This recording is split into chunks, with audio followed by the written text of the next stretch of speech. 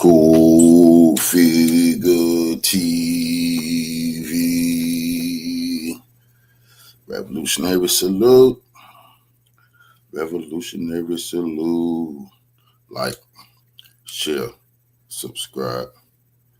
Welcome to the House of Revolution. You know I'm your humble host, the Yamin of Revolution. Justice for Nolan. Well, enhanced audio. They give shocking details. But before we get into that, y'all be sure to wipe y'all feet. That means hit the like button. You in the House of Revolution. Like, share, subscribe, support the platform, y'all. Let's get right into the content this morning. Salute. Bombshell tonight. Nolan Wells audio distress call.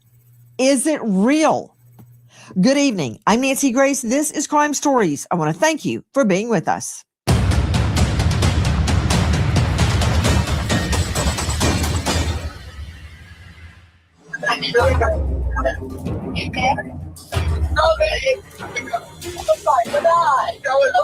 Everyone in the background is saying, is he dead? Nolan, wake the up. Claiming they're sinking and calling for help. And yet in the background, are we really hearing all of this other activity? Nobody has ever, none of the kids on this boat have ever admitted that anybody said that they thought Nolan was dead.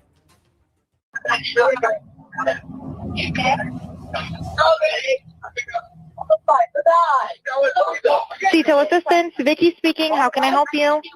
Hey, we're at the west tip of Horn, and our bilge pump stopped working. We're sinking. Can y'all please come? We have a membership. All right, of course. How far is the water coming up, sir? Can you give me a description? Ankles? Hello? What'd you say? Hey. Yes. How far is the water coming up, sir? It's coming up. We're just sinking. I don't know. Like we're going down now. All right. Well, let's get you going. Membership number or phone number listed on the account, sir.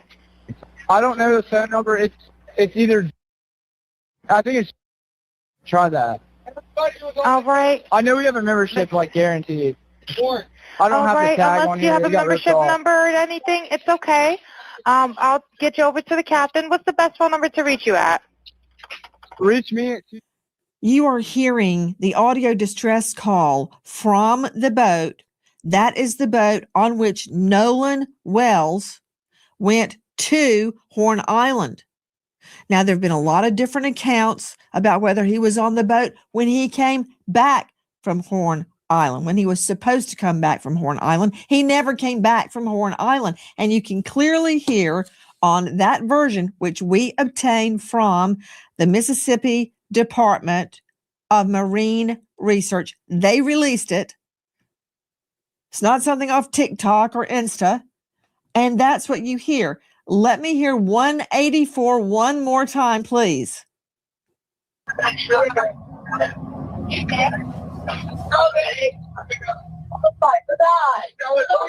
Detail assistance, Vicky speaking. How can I help you? Hey, we're at the west tip of Horn, and our bilge pump stopped working. We're sinking. Can y'all please come? We have a membership. All right, of course. How far is the water coming up, sir? Can you give me a description? Ankles? Hello? What'd you say? Hey. Yes. How far is the water coming up, sir? It's coming up. We're just sinking. I don't know. Like we're going down now. Dave Mack, Crime Stories, investigative reporter. What are we hearing? Nancy, this is the audio call from the boat that Nolan Wells took out to Horn Island.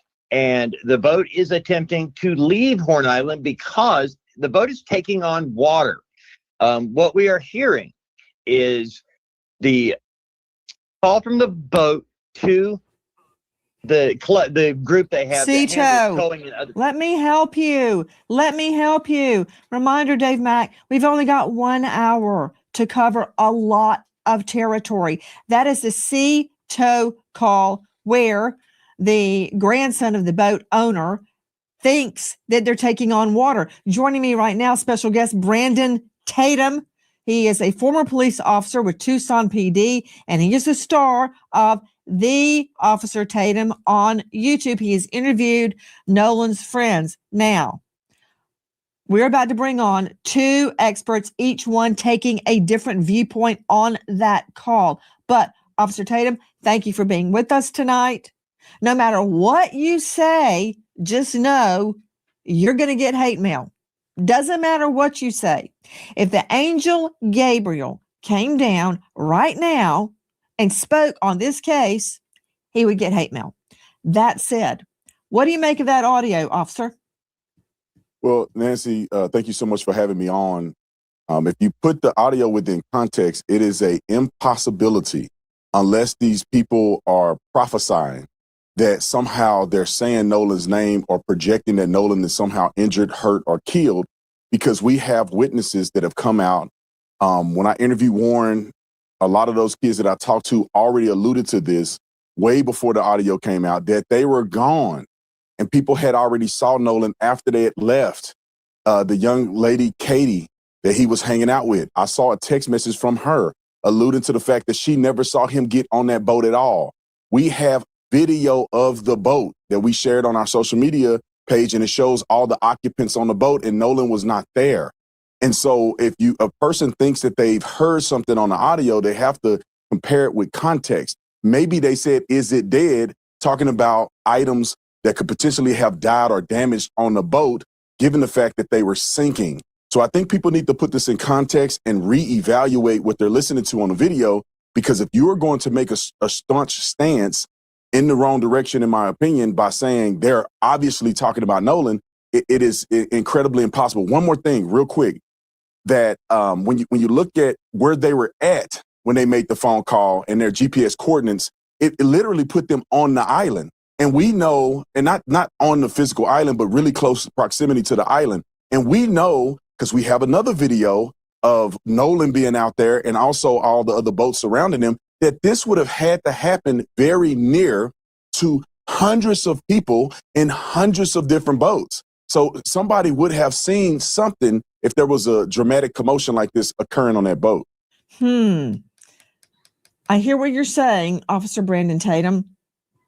That last part that you said, that there were hundreds of people around and they would have seen what happened, that part, I disagree with that. John Mobley joining us, veteran trial lawyer out of South Carolina. John, take off your defense hat one moment and let's address that statement. Do I have to say Tupac? That just comes off the top of my head. Crimes happen all the time in a crowded area and nobody sees anything. Either they say they didn't see anything, or they really didn't see anything, because it all blends in, right? It all blends in. I've had a little boy thrown off the third level of the Mall of America almost to his death. He did die and he was brought back to life. Nobody saw what happened. A guy threw him over. People were all over the mall. The food court was crowded. Nobody saw. I had like 2 witnesses. So I think part of it is, Mobley, you don't expect to see something. And so your mind is not interpreting, it's not intercepting what you're physically seeing. And again, we don't know what happened. We don't know why Nolan Wells has a red mark on the back of his occipital. We don't know. Was he hit? Did he fall? Then fall off a boat? It could have been any number of things. Some nefarious, some an accident, some negligent. My point is, just because there's a lot of people around, that does not guarantee you witnesses, Mobley. You know that better than anybody with all the cases you've tried. Well, Nancy, I got to call it like I see it. I think there are 2 things I want to say to address that. The first part, I would agree with you that, yes, a lot of people can be around and they can notice something, and something can happen rather, and people not see it. However, I think the way that the human mind works, we would all agree, is we perceive things all the time, okay? And we may perceive something that at the time we perceive it, it is not deemed significant. However, in this case, I do believe that if someone did see something that they didn't pay particular attention to involving Nolan Wells. Once all of this has come out, the way the mind works is it'll trigger what they saw before, because now it becomes significant. Okay, so I do agree that people can perceive things and not pay attention to them, but when something significant happens later, sort of like being robbed, you're not paying attention what everybody's wearing, but if that one of somebody robs you, and later on you have to recall what that person was wearing, what they looked like, you can recall it because it's important at that point. But at the time they perceived it, it was not important. So that's what I want to make sure I discuss. And I do want to address, you talk about the red mark on the back of his head. I mean, I think that is a red herring. That's something that everybody kind of latched onto because they're so desperate for any information that might be related to the cause of his death. But even the own pathologist that conducted the autopsy did not him up. Mobley, are you a medical doctor? Yes, no. Shoe shine right there. I know how to examine forensic evidence based on the countless homicides that I've tried. Not hearing, yes, no. You're not a medical doctor. I'm a juris doctor. Are you a medical examiner? I am not. No. Put up the back diagram, the back of the head of Nolan Wells from the second autopsy right now. You know what? I give it to you, Mobley. You're a great trial lawyer. A medical examiner, you ain't. And I don't know why you're saying people are latching onto this, grabbing at straws. I'm looking right at it, man. Should I believe you or my lying eyes? I am looking at the second autopsy. And I have questioned multiple actual medical examiners, actual doctors that say that means something. Put him up again. In what world would the first medical examiner remove Nolan's throat if it did not have something probative about it, something that proves something? Did they remove his toe? No. His elbow? No. His eyeball? His nose? No. They took his throat. Do not tell me that a medical doctor, which you are not, took a throat out of this young man because it means nothing. And then, you know what? I can't even hear you. Straight out to Joe Scott Morgan joining us, professor of forensics, death investigator. That second doctor did not highlight that in red for nothing. That doctor is not grabbing at straws, as Mobley said. I don't know why he's saying that. No, you're right. He has purpose. We have purpose in everything that we do in the medical legal world. And so when you see this highlighted area, it's unique in the way he has diagrammed it here. He even demonstrates it that it has almost like margins to it. And, that's what has left a big question for us, because it's not like it's diffuse all over the place where you've got these kind of spotty alignments. He's got a margin. It almost looks like a rectangle, doesn't it? Well, when we begin to see things like that, we think about patterns. And that's some of the questions that have yet to be answered. But what he does say in his relative to the second examination is that he did a multi-layered dissection. Now, this area had not been dissected by the ME's office in Mississippi. So what he's doing is he's going layer by layer. We're talking about the skin. We're talking about the subcu fat. We're talking about the musculature that's under there. And yes, there is musculature under there. And what his conclusion is, Nancy, is that there's significant decomposition at this point in time. So he cannot make a determination about these markings one way or another. He needs more information. And admittedly, in this second autopsy, he says this is pending investigation, and that's key here. Okay. Joe Scott Morgan. Yes. He, the first medical examiner, removed the throat. Yes. No other part of the body, except for the lungs, removed the throat and the lungs. We know why he took the lungs. I don't have to be a death investigator like yourself with 10,000 death investigations under my belt to know why I took the lungs, to see if Nolan drowned. But the fact that someone has lungs full of water does not tell me how they got in the water. Did he fall? Was he hit? Was he held under? Was it an accident? Did you see that video? Pull it up if you can, control room, of all those ships, all those boats out there. If he was between one of those boats, lost his footing, went under, got the riptide, no one may have noticed. All right? No one may have noticed. Look at all that. And there were apparently 300 or so people out there. This is just a tiny microcosm. It's July the 4th. Everybody's at Horn Island having a good time. So it could be any number of ways he landed under the water. But my point is, that's why they took the lungs. Why? The throat. Well, because the throat and the throat area, as you're referring to it as, it's actually the organs of the neck. We're talking about the larynx, the pharynx, our windpipe, essentially, and everything else that's connected therein. That's the conveyance to get into the lungs. So one of the things, what they're looking at here, Nancy, to put it very bluntly, is they're looking for any possibility that his breathing could have been compromised. Well, how is that compromised? Well, when you begin to think about, if you put your hand in the midline of your throat, right here, okay, you begin to think about the trachea, which is encompassed right here. Was it compromised in any way? Are there any focal areas of hemorrhage? Has it been crushed? You would go up into the neck. I suspect that the tongue was probably removed as well. You're going to look at the hyoid, which, did not accompany the body. But all of this has been retained. There's nothing abnormal about the state retaining the organs of the neck. This happens very, very frequently in cases like this because they want to be able to go back and examine it. And also for the future, they either want to get a consult on it or it has evidentiary probative value here moving forward with any kind of case in the future. Hi, guys. Nancy Grace here. If you are a homeowner, you've probably thought, should I call American Financing to refinance and pay off over $199.90?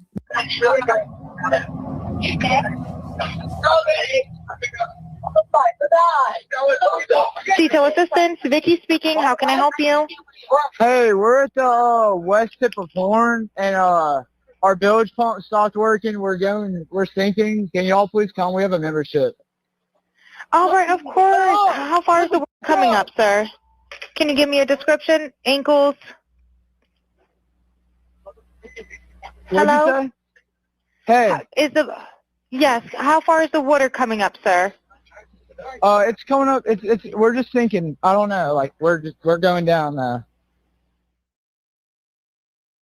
All right. Well, let's get you going. Membership number or phone number listed on the account, sir. I don't know the phone number. It's either. I think it's. Try that. All right. I know we have a membership, like guaranteed. I don't have the tag on Unless you have a membership number or anything, it's okay. I'll get you over to the captain. What's the best phone number to reach you at? Reach me at 2. All right. And is everybody on board in good health otherwise? Yeah, everybody's on board. All right. Do you need the United States Coast Guard? What? Do you need the United States Coast Guard? No, we do not need that. We're bringing in our forensics experts, but back to Brandon Tatum, former police officer, Tucson PD. He is the star of the Officer Tatum on YouTube. He has interviewed Nolan's friends. Okay, you're saying that I am looking at, and others are looking at this out of context. My mind is open. You may be right. And I believe, Officer Tatum, you are specifically referring to the words, let's see the transcript of the audio as I read this, please. You're referring to alleged statements. Sure, he's dead? Is he dead? Nolan. OMG. Nolan, don't die. Then wake the F up. I thought he was on the check his chest. Now, to you, Officer Tatum, you believe that there is an innocent explanation. My mind is open. And that innocent explanation would be what? Well, I think that if you are convinced without context that they are talking about Nolan, you're going to hear certain things and perceive it. I mean, the bilge pump is damaged. They could have been saying, don't die, or is it dead, referring to the bilge pump or the bilge pump. And they could have been talking about a battery. They could have been saying no, and people think they said Nolan. The only reason that I deviate from the transcript is because there are witnesses that have said they've seen Nolan after the boys had already left and after the call was already made. And also, I put my detective mind on when I look at the reasoning, but why would they be calling and giving GPS coordinates and talking to this dispatch for 8 minutes if their best friend, whom I've spoke to these boys, they've showed me pictures, they were emotional about Nolan's death. I was there during the funeral, at least there with them when the funeral was going on, and they were devastated that they couldn't go to his funeral. I perceive that it doesn't make sense if they had killed their friend in a malicious way or he was dead, that they wouldn't just simply ask for help instead of trying to cover it up and calling for a tow and talking for 8 minutes. I mean, all of those things, plus the witnesses, it just doesn't add up. And I just wish people would be open-minded to saying, let me rewatch it and let me put it within context that Nolan cannot be on the boat because witnesses seen him afterwards. And let me re-listen to it and try to put it in perspective. So you're saying witnesses saw him afterwards, after that call, or did you mean to say witnesses saw him elsewhere? Yeah, no, witnesses saw him on the island after the call. After the boys had left around 4:30, witnesses have seen Nolan alive on the island after that. So, you know, that puts Nolan alive after that. And I think that people should be focused on, okay, now let's interview and talk to people and consider what did they see, because we're already past the point of Warren and Wyatt's boat and all of those things being involved. Officer Tatum, I had so many trial judges from all the cases I tried in different courtrooms, but one particular judge, my favorite, Luther Alverson, he had a particular jury charge. And I've heard it so many times, I've memorized it. He said to the jury at the end of the case, after the closings, it is your duty to make all witnesses speak the truth and impugn perjury on no one.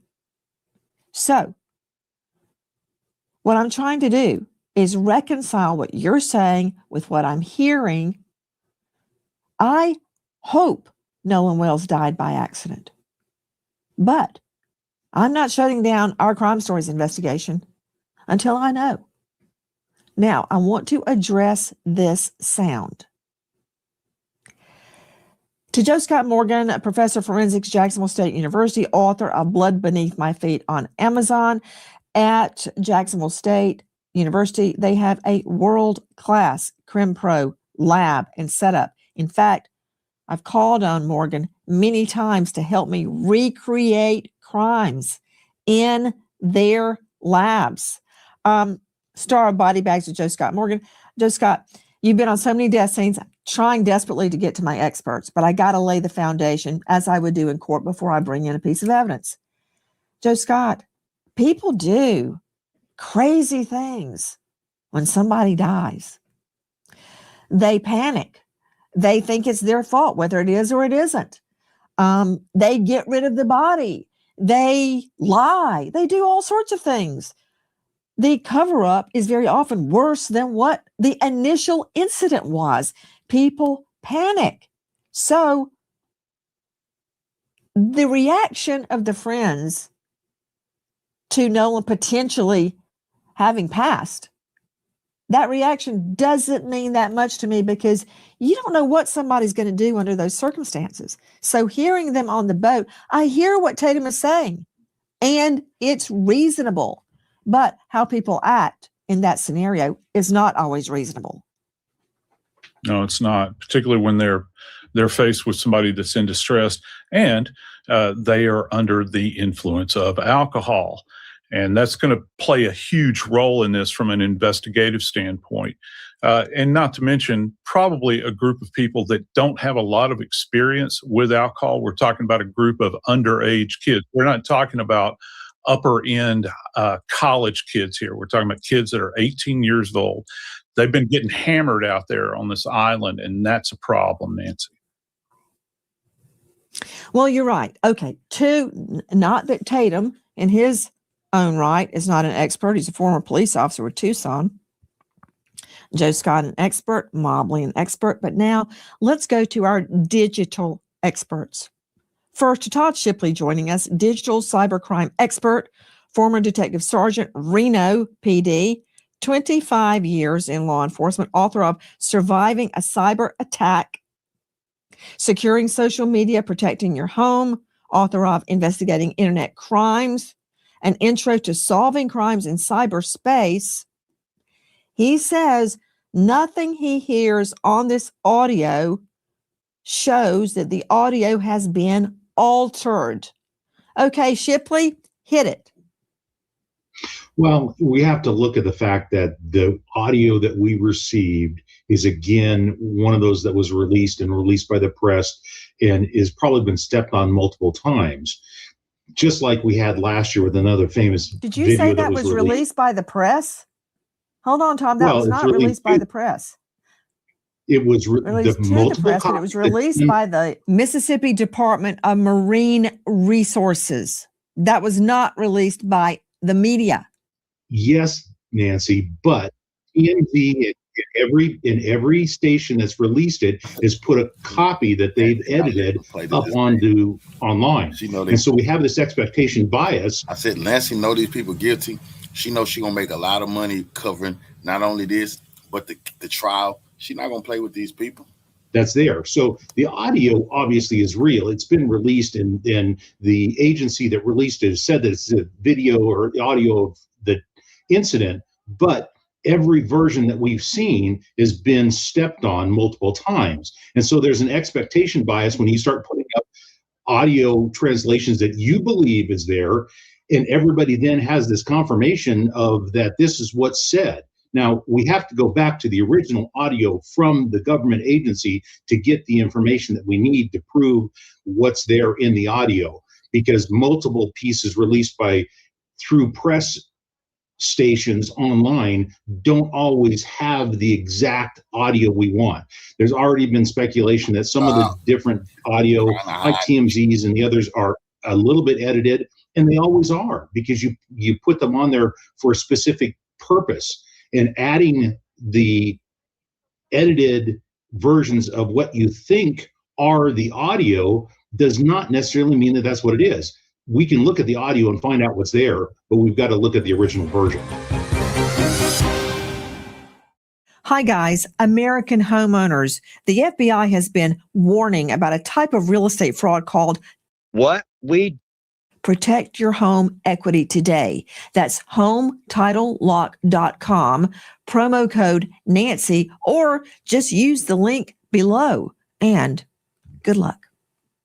Dave Mack, Crime Stories investigative reporter, was the version. I never fuck with her because how she treated some of our people. But if you're going to pack foul and you just going to drag everybody, then I can't say nothing about it. If you finna drag these people, then I got to ease up off of Nancy Grace, because this is what we need. And she's stepping on these people, and a lot of these people in the media, they scared of her. But she just done ruined Brandon Tatum credibility, and that's what we really need. And she white, so they can't say she's a race baiter, and they can't say she a nigga lover. She don't like us. That we are playing tonight altered in any way by the Crime Stories staff? No. What we did, Nancy, is we used an old school technique to bring out the audio in the background. You have AI enhancements now that you just cannot trust the AI because it inserts its own thoughts into it, But when you go old school on this, you isolate and filter. You use an EQ, equalization, to filter, to cut out the low rumble below 80 hertz. You cut out the high hiss above 8 hertz. This gives you the chance to hear that background a little more clearly. Then you boost the mid-range frequency. That's between 300 hertz and 3400 hertz. That matches the mid-range of human speech. Then you apply a simple high-pass filter that removes the constant deep humming or any other extraneous noises that are constant.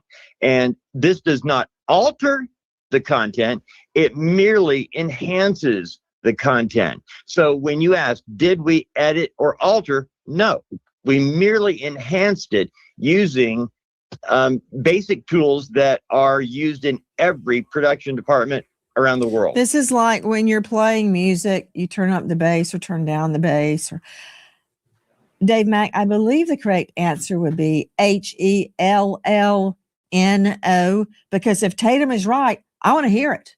Okay, joining us now, in addition to Brandon Tatum, Joe Scott Morgan, John Mobley, now with us, Robert Freed, joining us out of Long Island, certified forensics analyst, EVP of forensics, and chief investigative officer at Page One Inc., author of 5 books, including Forensics Data Collections 2.0, and a book series, and his website is forensicsbyfreed.com, F-R-I-E-D, Freed. Okay, you say there are a lot of red flags. What are they? Absolutely. Nancy, what I look at evidence is it possible to authenticate the evidence, the information that's being provided? Think about when you download software from a website. Many websites give you a value next to that file because they want you to know that what you're downloading can be kind of authenticated or validated. When we're receiving audio like this from the source, it would be good and proper if people are going to start looking at this and doing examinations to actually apply some kind of hash value or some kind of way to uniquely identify this particular file as an original so people can validate what they're looking at. Number 2, I would also want to look at, what tools people have used, if anything, to basically either analyze or enhance. Now, anybody can use any tools out there, but are they using a tool that's forensically sound, that's defensible, that passes the F.B.A. standard in terms of the methodology? Okay, you got to speak English to me, man. Are you saying that what Dave Mack's team did is acceptable? So my whole thing is no documentation, no evidence. What did Dave Mack's team specifically do? Did they write down those steps that anybody can reproduce what they did? And if we can reproduce it, yes, they did, in a process and share that, then that's great. I'm seeing a lot of versions of these videos online with redactions, with phone numbers being withheld. Put him up, please. Put him up. What videos? Because I'm specifically referring to the audio. I've seen all those videos. They're AI. They're not real. I've seen a video of a young man face down on the beach being attacked by a horde of people. That's not Nolan. That's from a different date. I'm speaking specifically about the audio that Tatum is referring to. Yes. So with that, one of the specific aspects of that is authenticating, again, where it was received. Is there a digital fingerprint associated with that particular audio? What tools were used and what specific enhancements were done where to bring out that specific, those specific segments that were enhanced. Okay, so what I'm hearing from you, Robert Freed, and understand, I'm not disagreeing with you. But my question is, what are the red flags that concern you about this audio? Now, Tatum says The audio's fine. It's just they're not talking about Nolan. They're talking about the bilge pump or the battery or the engine. And you're taking it, some people are taking it in the wrong context. I'm not taking it in any context. I'm trying to find out, what am I hearing? So that's Tatum's take. Okay. Shipley says, I think it's legit. You're saying it may not be legit because of red flags. The fact that it is or not authenticated, how it's been enhanced, that's a concern. What do you see as a problem? One thing I noticed you said earlier before tonight is that on the TMZ version, there's an additional 20 seconds. Now, I've got a problem with that. Hold on. Mobley, I'd have a problem with that if somebody gave me, let's just say, a bank robbery video, and then I find out there's 20, 30 seconds missing. Oh, no. You have to have it all. And the last thing I want is somebody adding in video. So that's a red flag to me. That's one of Freed's observations. And so, this is what I think. I think that, both of these gentlemen make excellent points, but they're missing the link to tie it all together. And that's what's important. And let me guess, you, John Mobley, are the only one that knows the missing link. Okay, I got to hear this. Go ahead.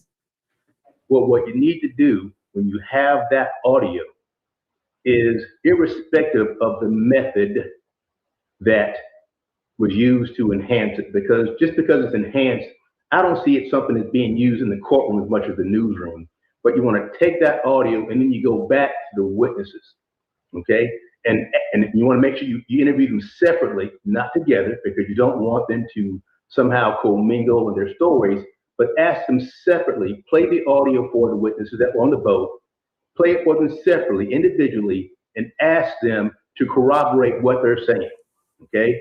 And what's going to happen is Tatum said he did that. Yeah, you're right, Mobley. With that, I agree. Back to you, Robert Freed. Given what Tatum, Shipley, and Mobley are saying, the red flags, let's go with that TMC version. What about that? Is that a concern? Yeah, I mean, I heard hold music when that started, and there was a lot of commotion going on in the background. It's really difficult to actually say, what people are actually saying in those particular versions.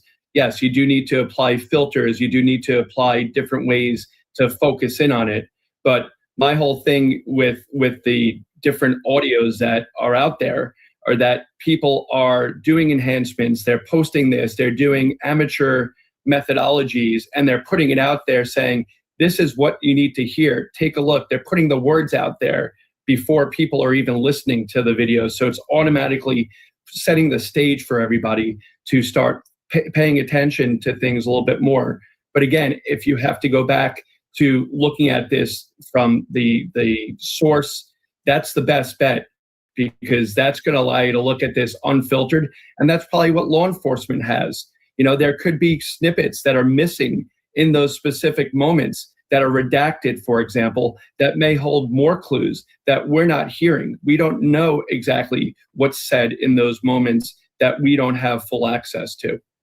Okay, that is an interesting point. That could be very probative. Of course, enhancements are used in court all the time, so a jury can hear what's being said. There's nothing wrong with that. But as you say, Freed, you have to authenticate and explain what you did, like we just had Dave Mack explain. And yes, it was all written down, FYI. But excellent. You stated that on an earlier occasion, much of this tape, this audio was redacted. How do you know anything was redacted, or are you guessing? Well, the phone numbers, you can hear the cuts in the phone numbers where they say, what's your phone number? What's your account number? And it's basically blank. It's not anything. It's silent. So right there, we're missing the account number, the private information, but we're also missing what else is going on in the background. Within a couple of seconds, people can say something that would be really important. We're not getting that full picture. Let's hear it one more time. You be the judge.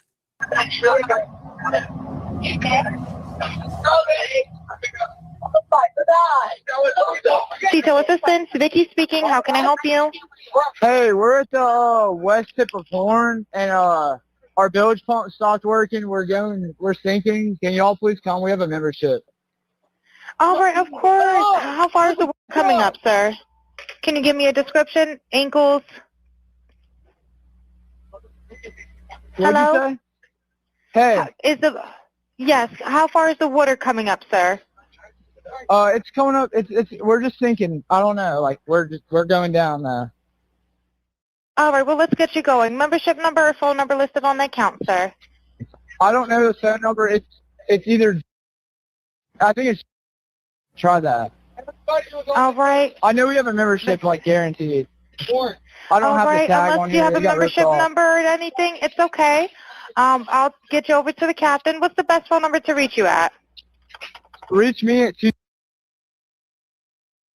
All right. And is everybody on board in good health otherwise? Yeah, everybody's How on many? board. All right. Do you need the United States Coast Guard? What? Do you need the United States Coast Guard? No, we do not need that. Is it real? Is it altered? Is it probative? Does it prove anything? Is it a bombshell? If you know or think you know anything about the death of this young star athlete, Nolan Wells, please dial 228-769.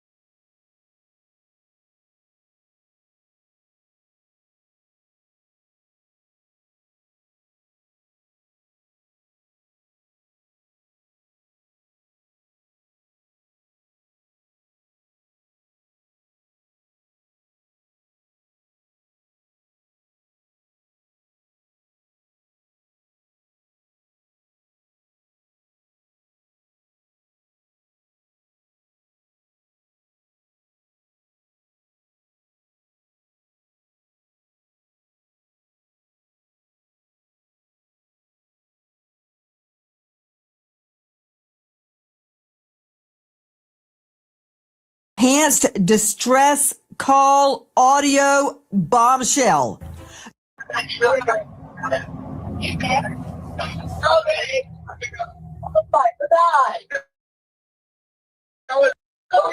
Detail assistance, Vicky speaking. How can I help you? Hey, we're at the west tip of Horn, and our bilge pump stopped working. We're sinking. Can y'all please come? We have a membership. All right, of course. How far is the water coming up, sir? Can you give me a description? Ankles?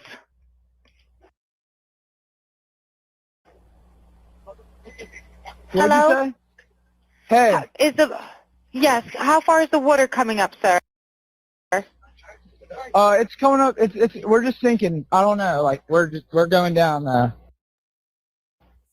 What did we just hear? What was that? One more time, please.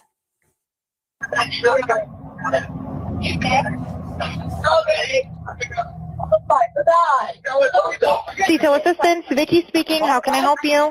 Was the CETO call released by the Mississippi state officials from the boat that 18-year-old Nolan Wells may or may not have been on alongside several of his friends this past 4th of July, which is the day that he reportedly went missing. Hi, my name is Suri Crow, and you're watching the Midas Touch Network.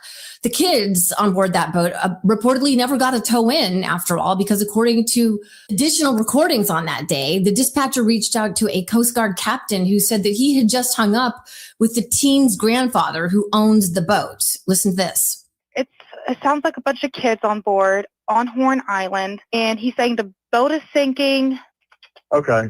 All right. Yeah, I just actually got off the phone with his grandpa, who I'm guessing is the owner of the boat.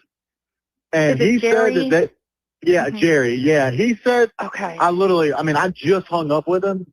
He said that they don't need any help right now, but if something changes, he'll call me back. So I'm guessing that they may have figured it out, because that's what he said. So they're in a panic and their boat won't crank. Yeah, they're in a panic. Also, listen to this part of the call where this creator on TikTok, named the TikTok Detective, says that she ran the audio through her own software and that the dispatcher asks how many people are on board. Plus, there's this part where, from her interpretation, it sounds like you can hear somebody asking about, did you check his chest? To the 911 call again. On the 111 mark, you can hear in the background someone saying, no, wake up, Wyatt, check his chest. So I ran this through my editing program.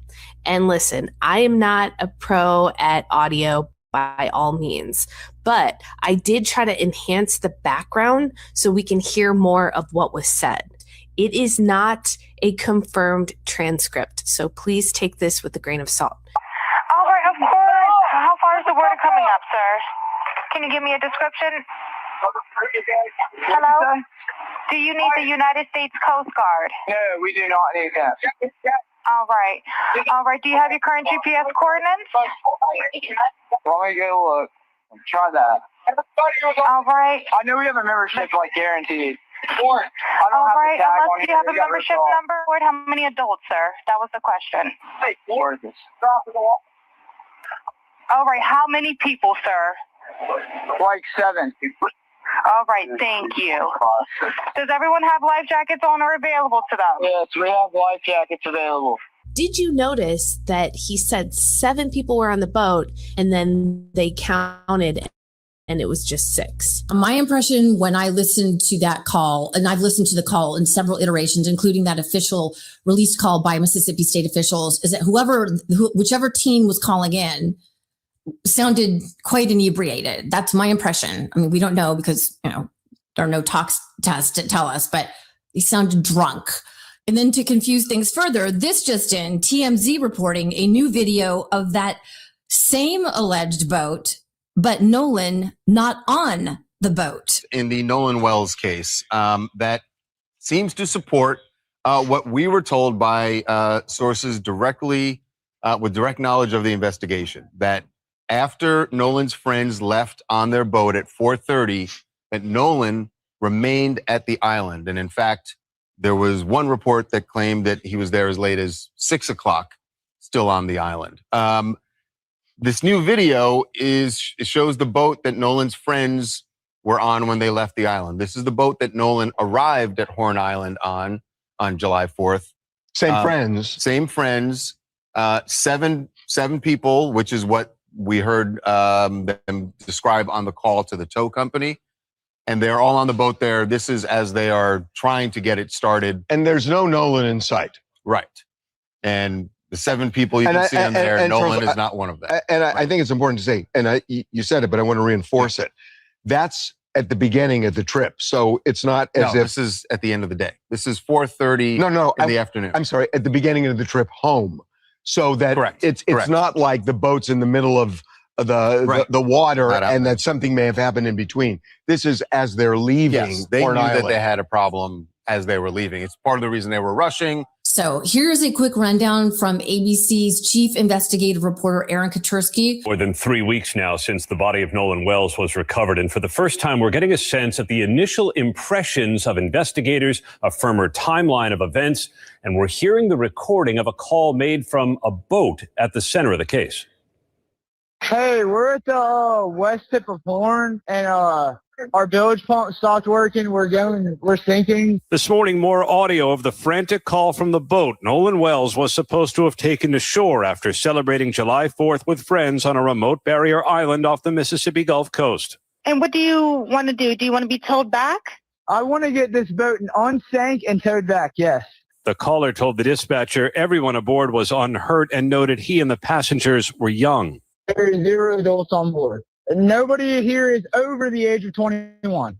Documents obtained by ABC News show that boat set off for Horn Island just before 10 a.m. the morning of July 4th. Wells and his friends arrived at 11:14. For the next 5 hours, the boat was stationary until it left at 4:31 p.m. without Wells, moving at no more than 4 knots. Whatever problem the teens reported was resolved about an hour later at 5:25 when vessel regains normal operation and begins accelerating at 30 to 35 knots. Friends said they did not abandon Wells. Rather, the Mississippi Department of Marine Resources reported his friends saying Wells was in the company of an unknown female and that he chose to remain at the island. As searchers began scanning the island and surrounding waters, this email obtained by ABC News shows the preliminary information they were given, describing Wells as a black male, 6'1", 180 pounds, wearing shorts only. The Marine Patrol listed his alcohol intake as heavy. The state's autopsy, including the results of toxicology tests, is pending. Now, I have called the Mississippi State Medical Examiner's Office repeatedly to find out why the preliminary autopsy results aren't released yet. And they aren't even answering the phone. Like, it just rings off the hook. And I've tried multiple different extensions. Now, the toxicology report typically takes much longer. It can take up to like 2 months to get that back. But the prelim report reportedly is complete. And why she hasn't released that yet, I don't know. And that's what I'm trying to find out. But they do not answer the phone, at least not when I've been calling, which is very frustrating. By the way, I wanted to clarify something. Since 2011, the Mississippi State Legislature did pass a law that in any suspicious death, that the chief medical examiner and forensic pathologist, this would be an MD, has to determine cause and manner of death. Those are two different things, by the way. Cause of death and manner of death are separate. But both of those have to be determined by the chief medical examiner, who right now is Stacey Turner, Dr. Stacey Turner. And that covers all reportable deaths requiring investigations, including homicides, suicides, accidents, child deaths, in custody deaths, workplace deaths, and unexplained deaths. And so Nolan Wells' death would fall right now under unexplained deaths, and it's requiring investigation. So just to be clear there, that's not going to be the local yokel coroner with a high school GED. Okay, so just want to clarify that part of the story. Now, I've also checked in with the district attorney's office, in the Jackson County DA's office. They're going to present all of the information that they get from the Jackson County Sheriff's investigators to a grand jury. They're not responding right now. They're taking reporters' names and phone numbers down. And they're going to present this information to a grand jury, but this is typical. They don't have any comment right now. And I have yet to hear back from the Jackson County Sheriff Ledbetter, because he's not calling me back. Typically it looks like he's giving interviews to local reporters, which is pretty common because there's a relationship there. Wells' family is not waiting on law enforcement to finish its investigation. Christine Wansley has filed a petition to open Nolan's estate, seeking claims for damages resulting from the circumstances surrounding his death. So then she could file a lawsuit for damages on behalf of her son if others are found responsible for Nolan's death. Okay. And on that note, let's just say hypothetically, because we do not know the facts. I'm a reporter. I can't go off speculation. But let's just say that Nolan's friends did not intend to cause him harm, but that he suffered while in their company. Like, let's just say he got alcohol poisoning, because reports are that they were all, quote, heavily drinking, according to that document that ABC News got. Like he got alcohol poisoning or something happened. This is why toxicology reports are going to be so critical in this investigation. And again, those are not out yet through the state medical examiner's office. And let's just say that happened and his friends failed to render rescue or aid. Legally, there's very little that they could be liable for, you guys. But if they disposed of his body or did something post-mortem, like hiding Nolan's body, covering up evidence or mutilating it, then yes, there could be criminal liability. From what I have learned, and according to legal experts I've spoken with, and trying to look up different statutes under Mississippi law, it varies state to state, but there could be criminal liability there. and or if the adults who owned that boat that the kids were on, because they were reportedly all under the age of 21, if the adults knew that there was going to be drinking on the boat and they had that knowledge before they went out on the boat that day, there could be criminal liability and or civil liability on the parents and or adults who own that boat. So those are some legal possibilities. But again, we do not know because we do not know the facts in this case. That's why we have to wait and see what the investigation bears out.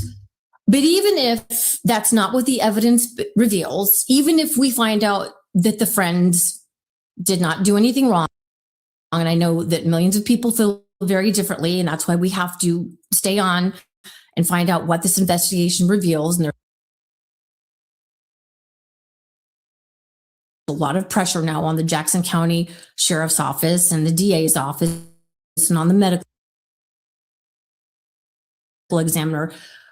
But what about being your brother's keeper? What about looking out for your brother, as Reverend Al mentioned at Nolan's memorial service? With the first siblings, am I my brother's keeper? Am I my brother's keeper?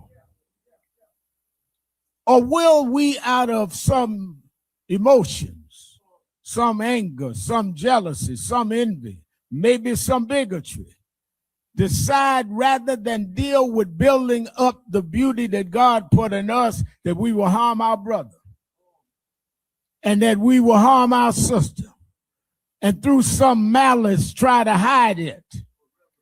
But the Bible says that the victim's blood cried from the ground. And finally, Ben Crump, who is the attorney who is representing Nolan's family, paints a picture of what the Black community is dealing with right now.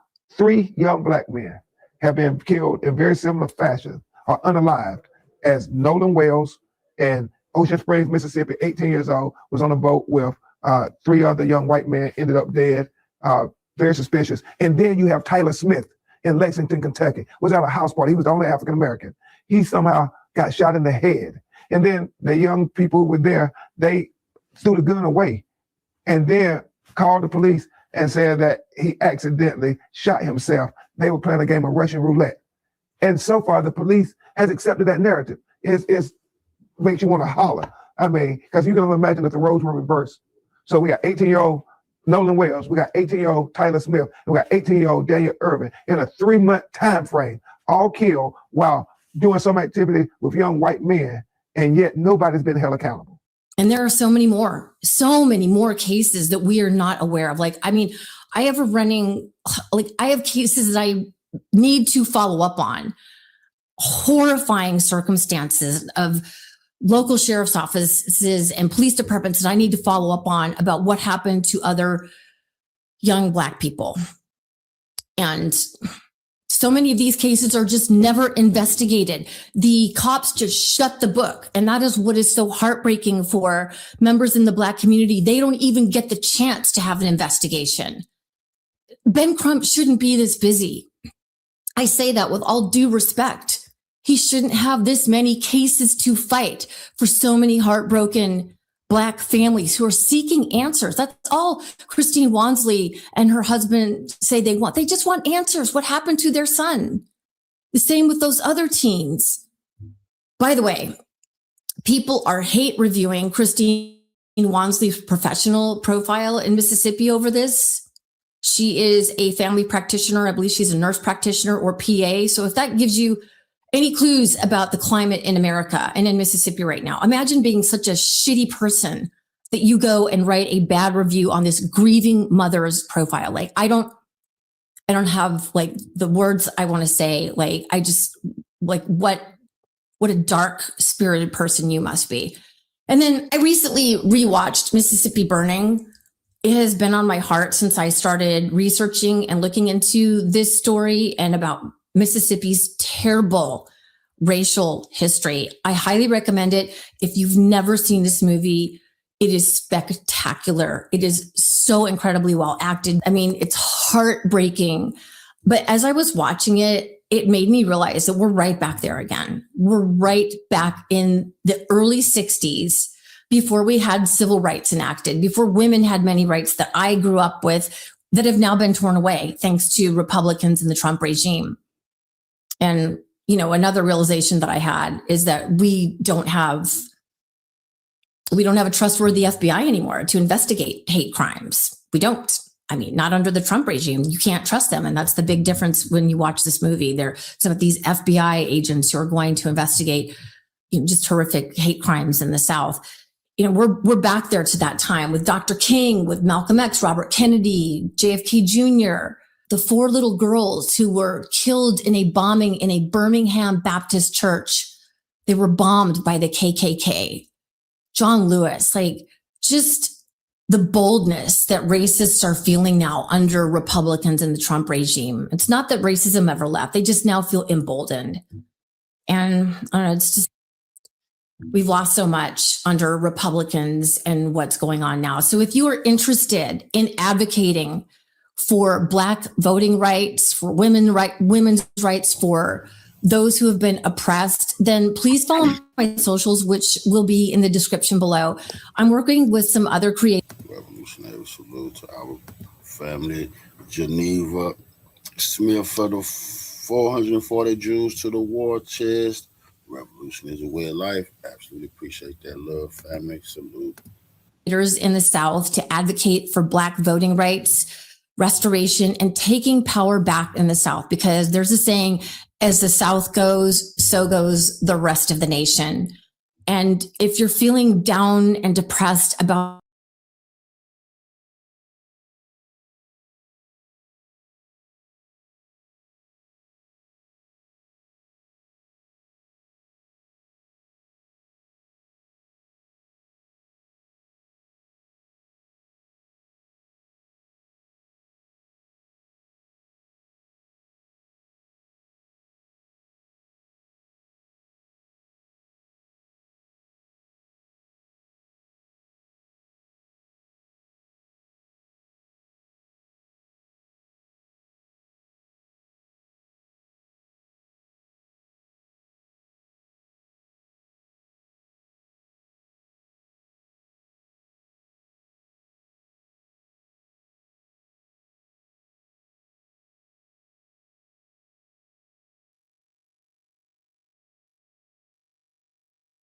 Breaking news into the Donovan Show newsroom. Nolan Wells' autopsy officially done. The one that's done by the state of Mississippi. Medical examiner there has not turned the information over or shared it with anyone. They have not shared it with the family. According to sources, the family is going to meet with them tomorrow with the representatives. Tomorrow, meaning Friday morning, when they will share it. Also, this information will be shared with the grand jury to decide if there's any criminality involved in Nolan Wells' death, the 18-year-old who went missing. The attorney is scheduled to be on Benjamin Crumb, 10 a.m. Eastern Time on the Don Lemon Show on YouTube. All right, peace and blessings. Peace and blessings, all praises to the Most High. And there's a scripture that I like to quote is, he that concealeth a matter covers up sins. And when I think of the fact that the Mississippi State Medical Examiner is not going to release the results of Nolan Wells' autopsy, I think that they are trying to cover up a sin, which is a possible murder. Now, after weeks of waiting, when they said that they was going to release the results of the autopsy about 2 or 3 weeks ago, they have concealed it and waited until Ben Crump did his partial autopsy because they weren't able to do one fully because some of the body parts were missing. And so why are they deciding not to release this autopsy? I'm going to tell you why in a minute, but just listen to this lawyer give some explanations on why they are not giving it, you know, with a lot of legal mumbo jumbo. Just listen. Would-be investigators in the case of Nolan Wells have now advised that the state's medical examiner is not going to release the final autopsy report on Nolan. What does that mean? Well, to the extent that this case was being treated as a homicide, homicide has no statute of limitations, which means the state has no deadline, no rush to come to a conclusion in the investigation and to close the investigation to forward it to a prosecutor's office. The reason why that's relevant is that they are not rushed to disclose anything. Now, how it affects us is for purposes of Freedom of Information Act requests or the further formal demands that the state release any documents. Typically, one of the few ways the state can get around that is due to the case being treated as an open investigation. As long as the case is an open investigation, the state does not have to disclose anything to anyone because it's incomplete, it's ongoing, there's certain confidentiality, privilege exceptions, protection of certain witnesses, etc. So as long as the case remains open, no one can force the state to do anything as far as disclosure. So now we're in a really tricky spot where if you want it treated as a homicide, they have all the time in the world. And to the extent you want the investigation closed, then it may fall short of certain expectations or hopes of what's being done with the case. But this is a really sticky viewpoint for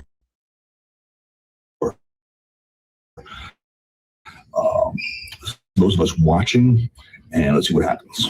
So there, a lot of times on this channel when people are looking for transparency, especially in, police killings and situations like this, well, it's an open investigation. So we're not going to do anything to jeopardize, compromise, the integrity of the investigation. All of those things is just pretty much a smoke screen. And the reason, I feel that they are holding these results of the autopsy, because there's probably going to be some certain things in the autopsy that's probably going to disprove their theory of he just drowning. But also there's probably going to be some things that they'll try to use to prove that, yeah, it was an accident. And so when it goes to the grand jury, when they make their decision, which would probably be, I'm thinking, unfavorable to what the majority of us feel that happened, then they'll release the autopsy, and then they'll use the grand jury's decision not to seek any criminal charges to justify the autopsy, to create a narrative. Okay, we'll see. Well, yeah, his throat was such and such, his throat was such and such, but they did find extensive alcohol in his body. He had over 2.4, or they did find this and that, which doesn't prove anything. Somebody could have put something, in his drink or whatever. And so that's why I think they're going to wait until the decision is made to either, one, not charge anybody and rule it an accidental drowning. And I don't, honestly, right here, you heard it first from me. Hopefully I'm wrong, but I don't think they're going, that grand jury down there in Ocean Springs, Mississippi, is going to say, yeah, we found enough evidence that somebody needs to be charged in this little boy's death. And that was somebody would be the white boys that would be around him. So I don't think we've seen, America has taught me that whiteness protects whiteness. I hope I'm wrong. Now, you heard it here first, if that's the case, but I hope I'm wrong. Secondly, also, we have to understand who this medical examiner is. That woman that you see is Stacey Turner. Now, Stacey Turner has come under fire in the past for ruling the suspicious death of Black men as always no foul play and either self-unalivement, drowning, an accident. But this goes back to the power, that scripture that says, those who wake up and do iniquity in the morning, because it is in the power of their hands to do so. They always use the term manner of death and the cause of death, right? Cause of death, manner of, all of those terms. Well, yeah, he died from, taking in water and, asphyxiation. But who did it to him? The medical examiner is not in a position to rule that. When Trey Reed got found on a tree, he died from, but who put him there? Of course, we know how his life exited his body, whether that's the cause of death or the manner of death. I don't even know how to distinguish, because they always put these legal terms in there to confuse you. But how the life left his body. That's the only thing that they have the ability to determine, right? But they don't know who tied the rope around him. They don't know who held them under the water. There's no way of knowing them to know that, even if they know that, just like in the case of Shannon Wilson, even if they know that 2 white boys drowned him, they can say, well, I see no foul play because he just died from inhaling water in his lungs. They have the power to do that. So this is the thing, which once again, the evil system where powerful people are able to carry out and deny justice to the poor and the needy. And so in this case, Nolan Wells, we're going to see what the results of this case are going to be. There's been so many theories, but also evidently now they are going to send the excess organs that they have held on and possibly switched out and, doctored and manufactured to Dr. Roger Mitchell, if I'm not mistaken, up there with Crump. And he's going to, I guess, try to make sense of the leftovers. So this, once again, is that same lack of transparency that we see when, in my opinion, people are trying to cover up a sin. But once again, it is my assertion, it is my belief that, yes, something definitely happened to Nolan. If not purposely, something was done to cover it up, to make it look like, or to distance themselves from the quote-unquote accident. And so we're going to keep an eye on this. As always, I truly thank you for watching, sharing, hyping, commenting, engaging with this channel. If you have not subscribed, please hit that subscribe button right there under the video. It costs you nothing, but it allows this video to be more prevalent in the internet space. And as always, I pray you have peace and blessings. And as the scripture says, all things that are hidden shall be revealed, and those things done in secret.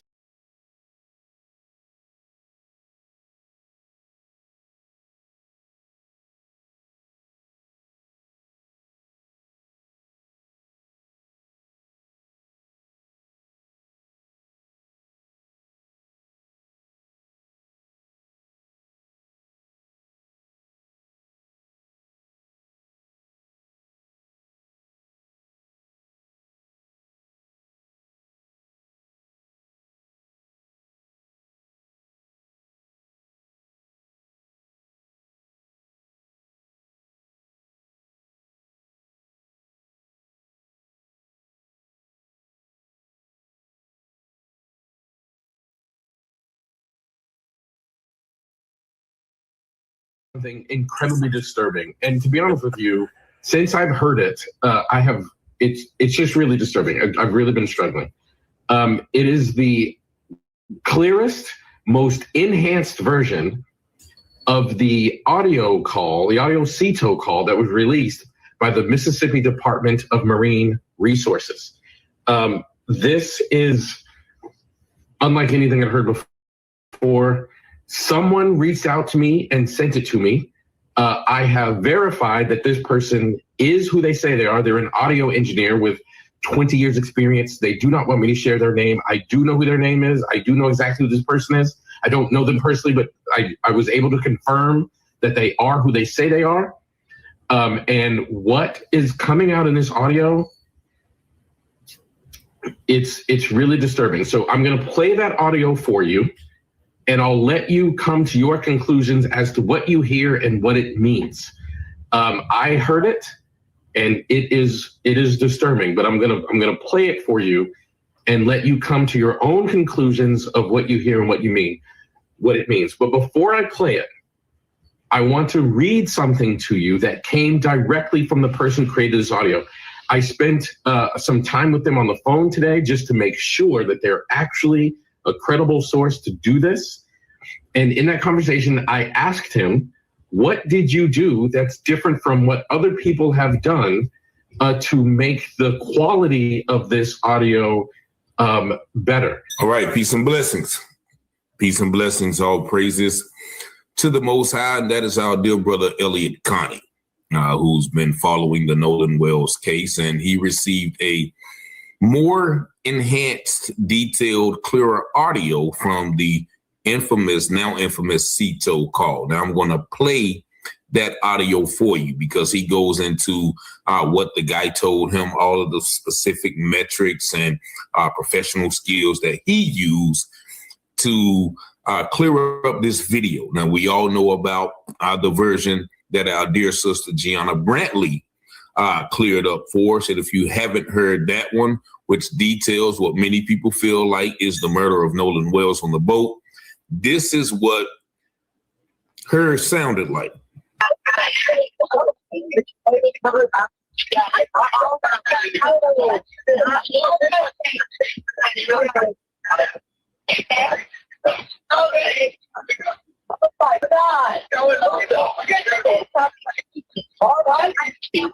Hey, we're at the west tip of Horn, and our bilge pump stopped working. We're sinking. Can you all please come? We have a membership. Shut the fuck up! Damn it, Bart.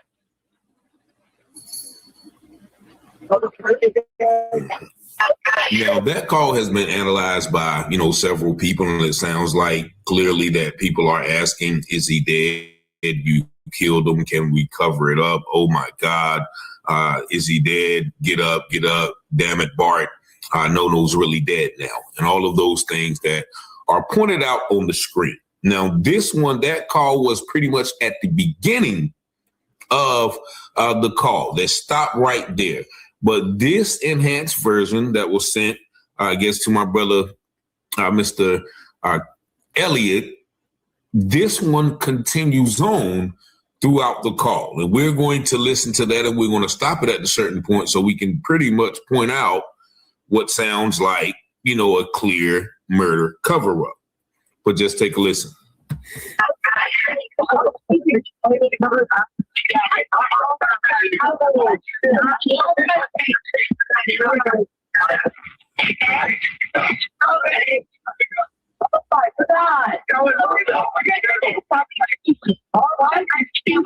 Hey, we're at the west tip of Horn, and our bilge pump stopped working. We're sinking. Can you all please come? We have a membership. Shut the fuck up! Damn it, Bart. What'd you say? Hey.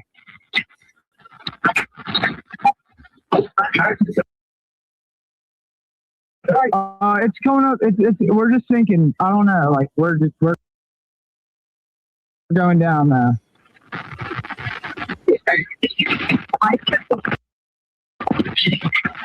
I don't know the phone number. It's either Jerry Atkinson. I think it's Jerry Atkinson. Try that. Everybody was on this list. I know we have a membership, like guaranteed. What? I don't have the tag on here. It got ripped off.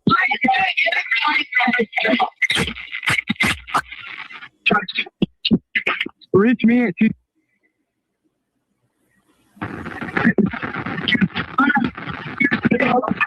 What? Yeah, everybody's off the way. What? No, we do not need that.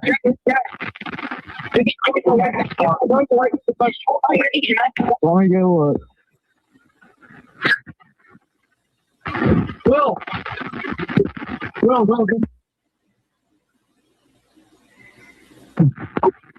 Hey, North. All right, are you ready? North, ready for you? 5.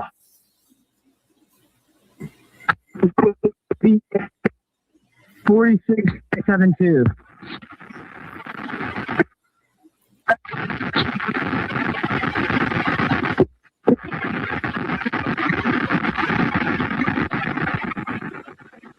Sorry, look. Hey, what do I need to send you? Yeah, what?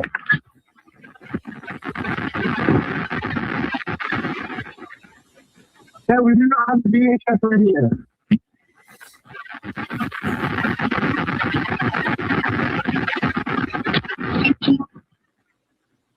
Okay, my coordinates are 30 degrees by 14.684 north, and then west by 88 degrees by 46.79.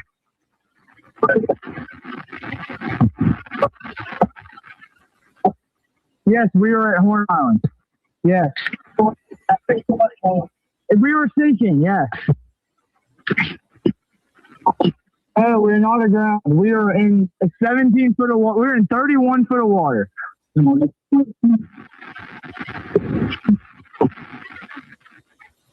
I want to get this boat unsank and towed back, yes. Can tow it to Ocean Springs Harbor, or Fort Bayou launch.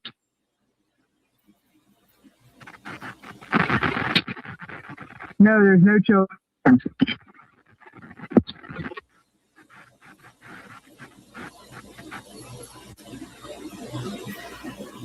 Hey, George, stop at the wall.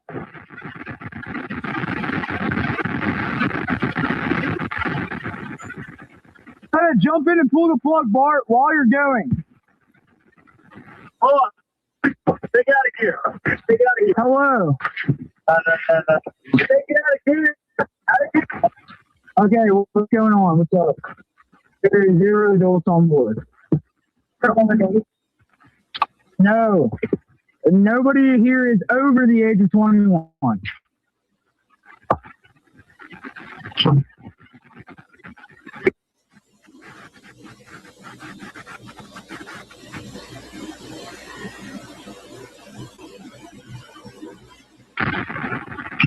Hello?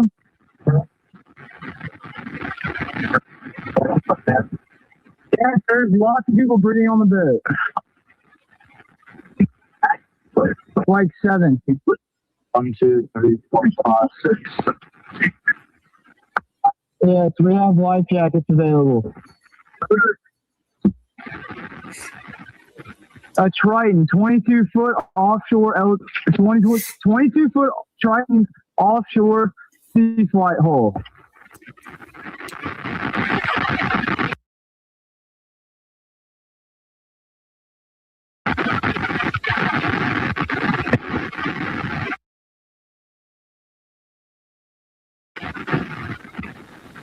Yeah, thank you. So if you listen to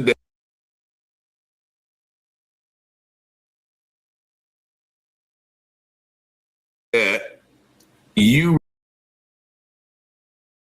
eliminating statements within that audio. Is he dead? I killed him. He's dead. Let's move him. He asked for it. Should I call the Navy? What did that mean? Many people feel like even the call between the young man and the CETO dispatch, they were speaking in code. Once again, that's a possibility because once again, no one knows what happened to Nolan and everybody is silent. And so for that to be possible, everybody has to be complicit because there's no way one of the lone Black people on that island could just disappear into thin air. But most of the incriminating statements happen at the beginning of the call. Let's go with real quick. And you see right there, it said the first statement, oh, is he actually dead? Are we going to cover it up? Yeah, I thought so. I thought about all of that. And then I was like, what? Oh, you killed him and you're going to have to pay for that. He's really dead? Yeah. He's dead? Yeah. I think he done. Nolan. Uh-oh, time to go. Oh my God. And you remember they said they left really quick when the boat was sinking. Maybe this is the reason why they left really quick. Y'all are done. Just stop talking to me. Everybody is definitely in a panic now. Hey, we're at the. I'm stupid. Now he starts talking to the operator, and you can tell even in this conversation, he is very distracted. West tip of Horn, and our bilge pump stopped working. We're sinking. Can y'all please come? We're seeking. We have a membership. He's not breathing. Get up, get the F up. Shut the fuck up!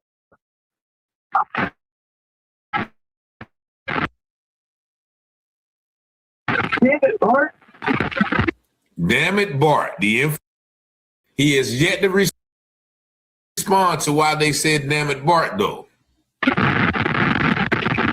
What'd you say? No-no's freaking dad. It's coming up. We're just thinking. I don't know. Like we're going down. Now, mind you, the conversation from the dispatcher has been removed to make it more clear. He's dead again, and someone says, "I killed him." I don't know the phone number. It's either Jerry Atkinson. I think it's Jerry Atkinson. Try that. Everybody was on this list. I know we have a membership, like guaranteed. I don't have the tag on here. It got ripped off. Wyatt's good. The other boy's dead. So Wyatt's good. The other boy's dead. Shut up. Shut up. Reach me at 2. And here they redact his number from the call. What? Yeah. Briella. Now that is allegedly the girl there that's on the boat. Briella. Who is this Briella girl?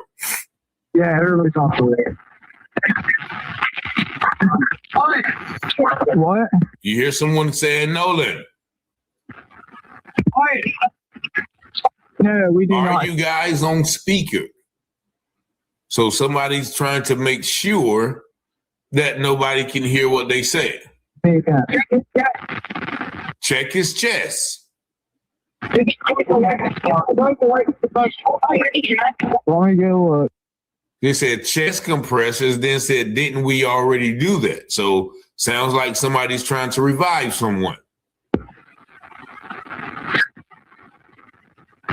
Well.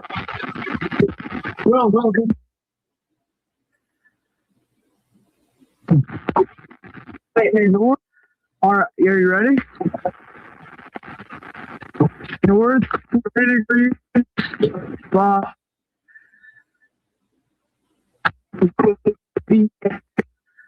46.72.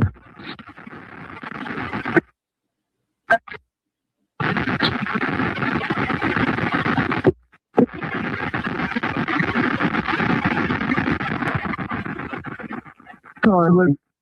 Hey, what do I need to send you? Yeah, what?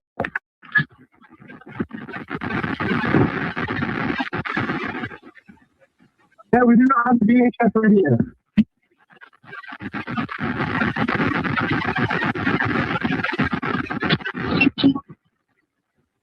Okay, my coordinates are 30 degrees by 14.684 north, and then west by 88 degrees by 46.79.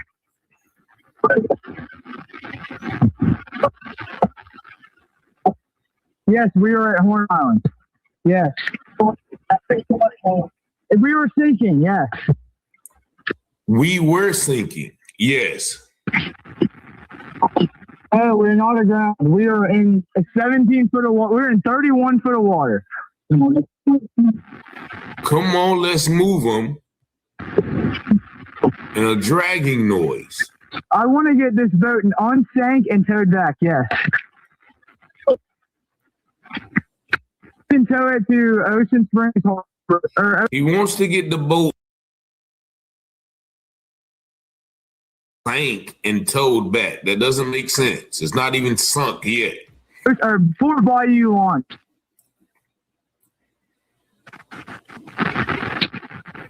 No, there's no children.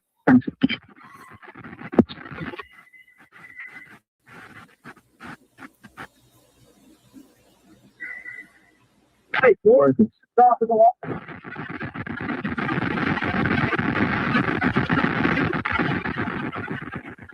Jump in and pull the plug, Bart, while you're going. Hold on. Stay out of here. Stay out of here. Hello. Stay out of here. Okay, what's going on? What's up? There is 0 adults on board. Should I call the Navy? Nobody here is over the age of 21.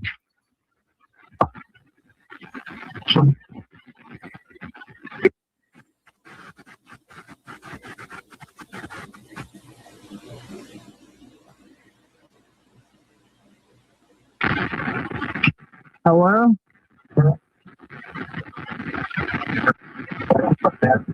Dude, There's lots of people breathing on the boat. and then he immediately says people are breathing on the boat. Like 7. He asked for it. 1, 2, 3, 4, 5, 6. Yes, we have life jackets available. A Triton, 22-foot offshore, 22-foot Triton offshore sea flight hull.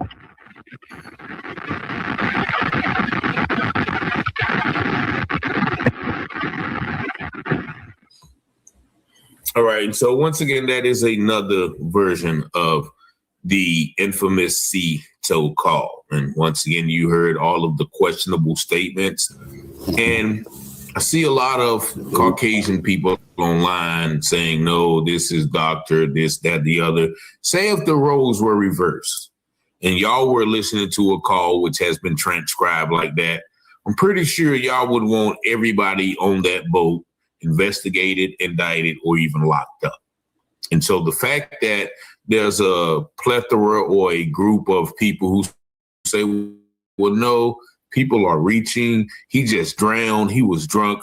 There's no evidence of any of that. And if there's a drowning accident, not one of the 2,000, 3,000 people on that island saw him drown or have any inkling or idea of how he drowned. Just like one man said that there is no pictures or videos. Nobody on that whole July 4th took any pictures or videos on that. We're getting bits and pieces of videos released. So I guess those are the only people who took those things. Now, we all know they're talking about they interviewed 60 witnesses. Did they take what they gave them and just suppress them to the public? And so we have to just look at this, man. There's so many people calling with so many theories. All of them could be possible, or none of them could be possible. We don't know what happened, but what we do know that there's a massive cover up in what happened to this young man. That is it. And this call is pretty much all we have that leads many people to believe that he lost his life on the boat with his so-called friends. Well, shout out to everybody who's going to keep digging. As the scripture said, all things hidden will be revealed, and those things done in secret shall be exposed on the mountaintop. And that's what we are looking to happen. But y'all,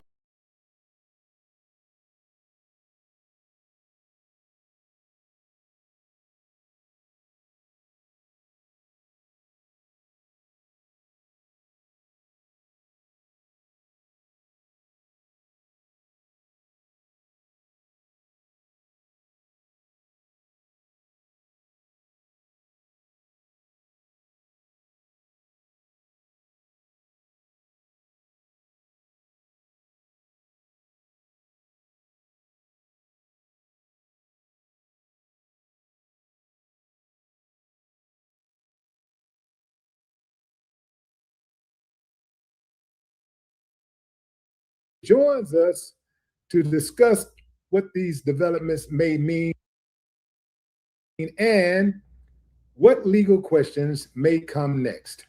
There he is. What's up? Welcome back. Thank you for having me, as always. For sure, man. So straight to it, man. What is the biggest thing you're looking for the autopsy to answer? How Nolan died. That remains my number one question. We spoke about it yesterday, how he died. We learn how he died, everything else falls into play. Then we can start to really articulate where he died, who killed him, if it's by someone else's hand, when he died. We got to know where he died, how he died. That's what I need to know. Right. How much weight do you think the grand juries typically give to an autopsy? Like massive. Massive. Okay. So I'm sorry. I didn't mean to cut you off there. Go ahead. No, I just wanted to know, like in a case like this, how much weight does an autopsy carry for the grand jury? Yeah. Typically, anything that's objective evidence, we talked about this, it's going to be weighed more heavily. And for an autopsy, it's your CSI moment. It's what everyone is seeing on TV. That's the part they want. They want the DNA. They want the forensics. They want the medical exam, because the report, if done honestly, it doesn't care what you and I think or how you and I feel. The body is the body. The results are the results, right? If we presume for the moment that it's done in an honest fashion, that he didn't have a break in his left arm and it wasn't written down, it's going to tell us the condition of his body, and there should be, if possible, if it allows, a determination of what caused his death. The juries we hang for that. The juries want to know, because that will tell the jury, is someone other than Nolan, by accident or purpose, responsible for his death. They're gonna be all over that. Could the autopsy change the direction of this case, even this late in the process? Yeah, I think at this point, given how everything else has gone in the investigation, we've discussed it at length, the autopsy, it's the only thing we have to go on. It's everything. This determines which direction this goes. If it's determined an accident, if it's determined that it was Nolan's own fault, if it was an accident by someone else, if it was by someone else intentionally, right? This is the case at this point. What's your gut? What's your gut about that autopsy? What's your gut? Because I know you've been on this case as much as I have now. So what's your gut? Yeah. So I get my answer from the independent medical examination. So that's where my answer is going to come from. I think it's going to be consistent with the independent medical examination. I did a video earlier today on my thoughts on the case and on the IME, the independent medical examination.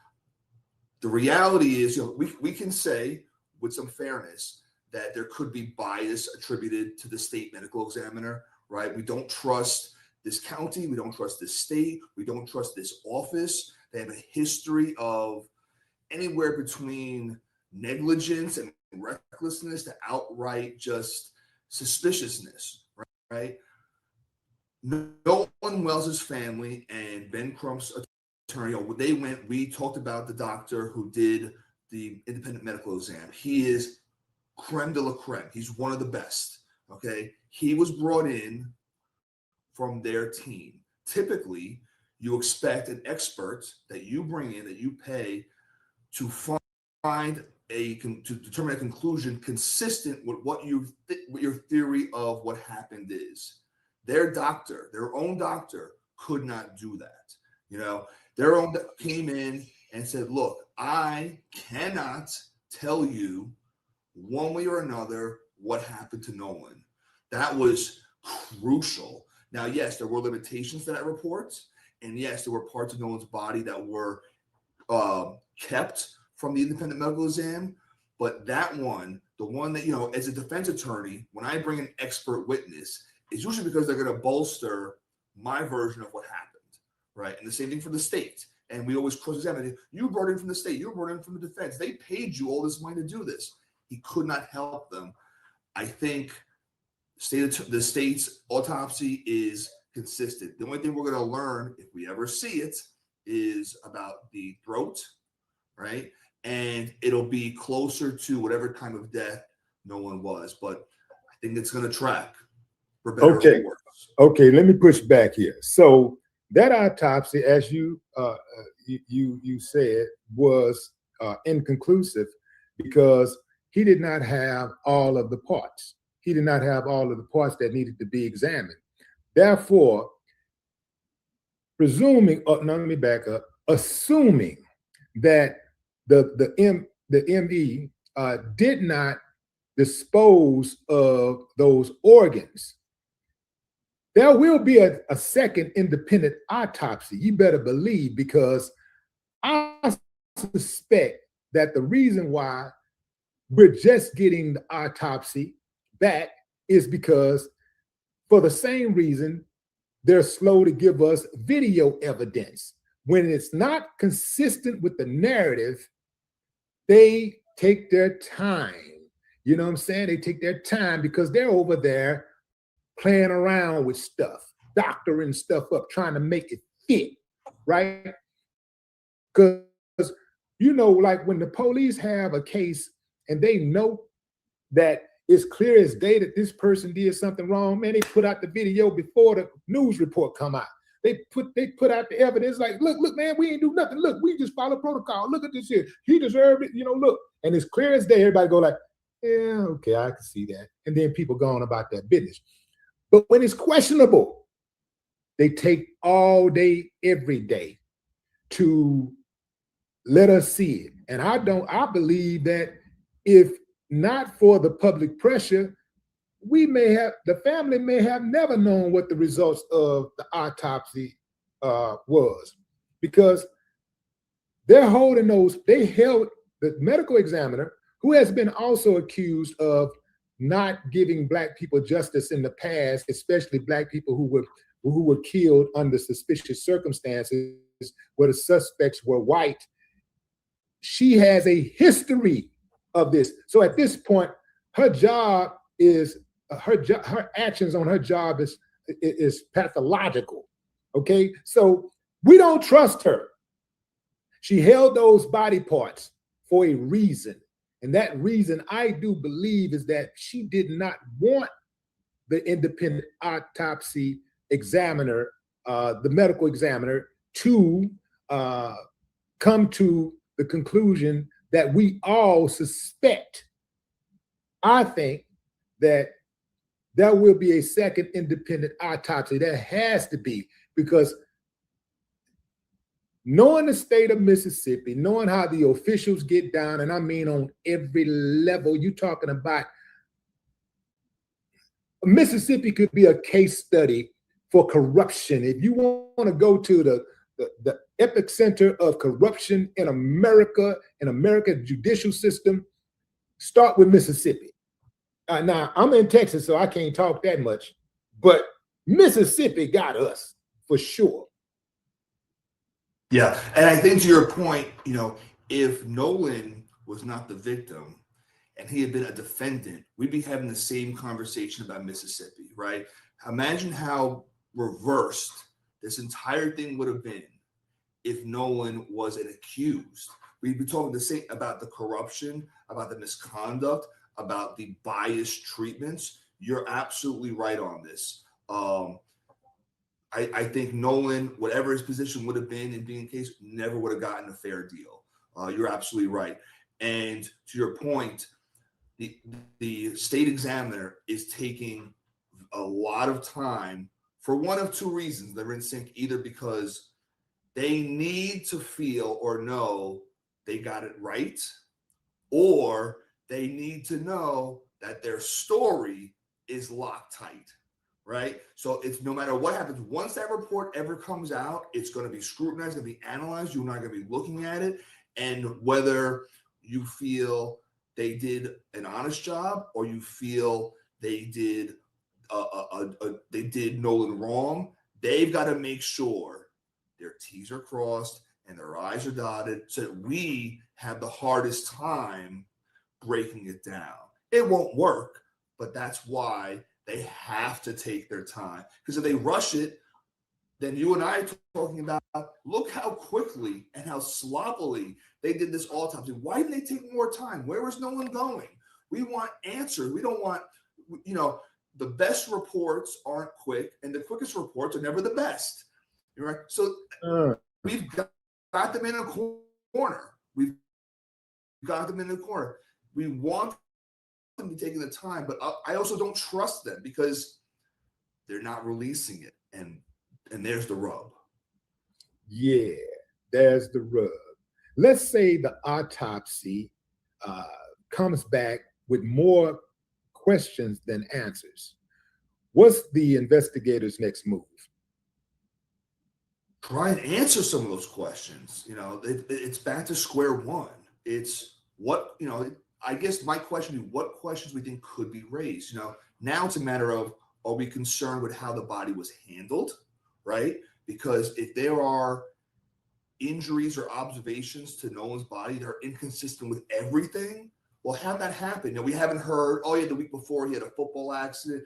By all accounts, he should be a healthy young man when he was examined. He wasn't like a 60-year-old smoker, right? He didn't have any kind of trauma. He should be a healthy young man that any injury should be really obvious and distinct. So if there are questions, why and where do those questions come from? And why can't you answer them for us? It's your job.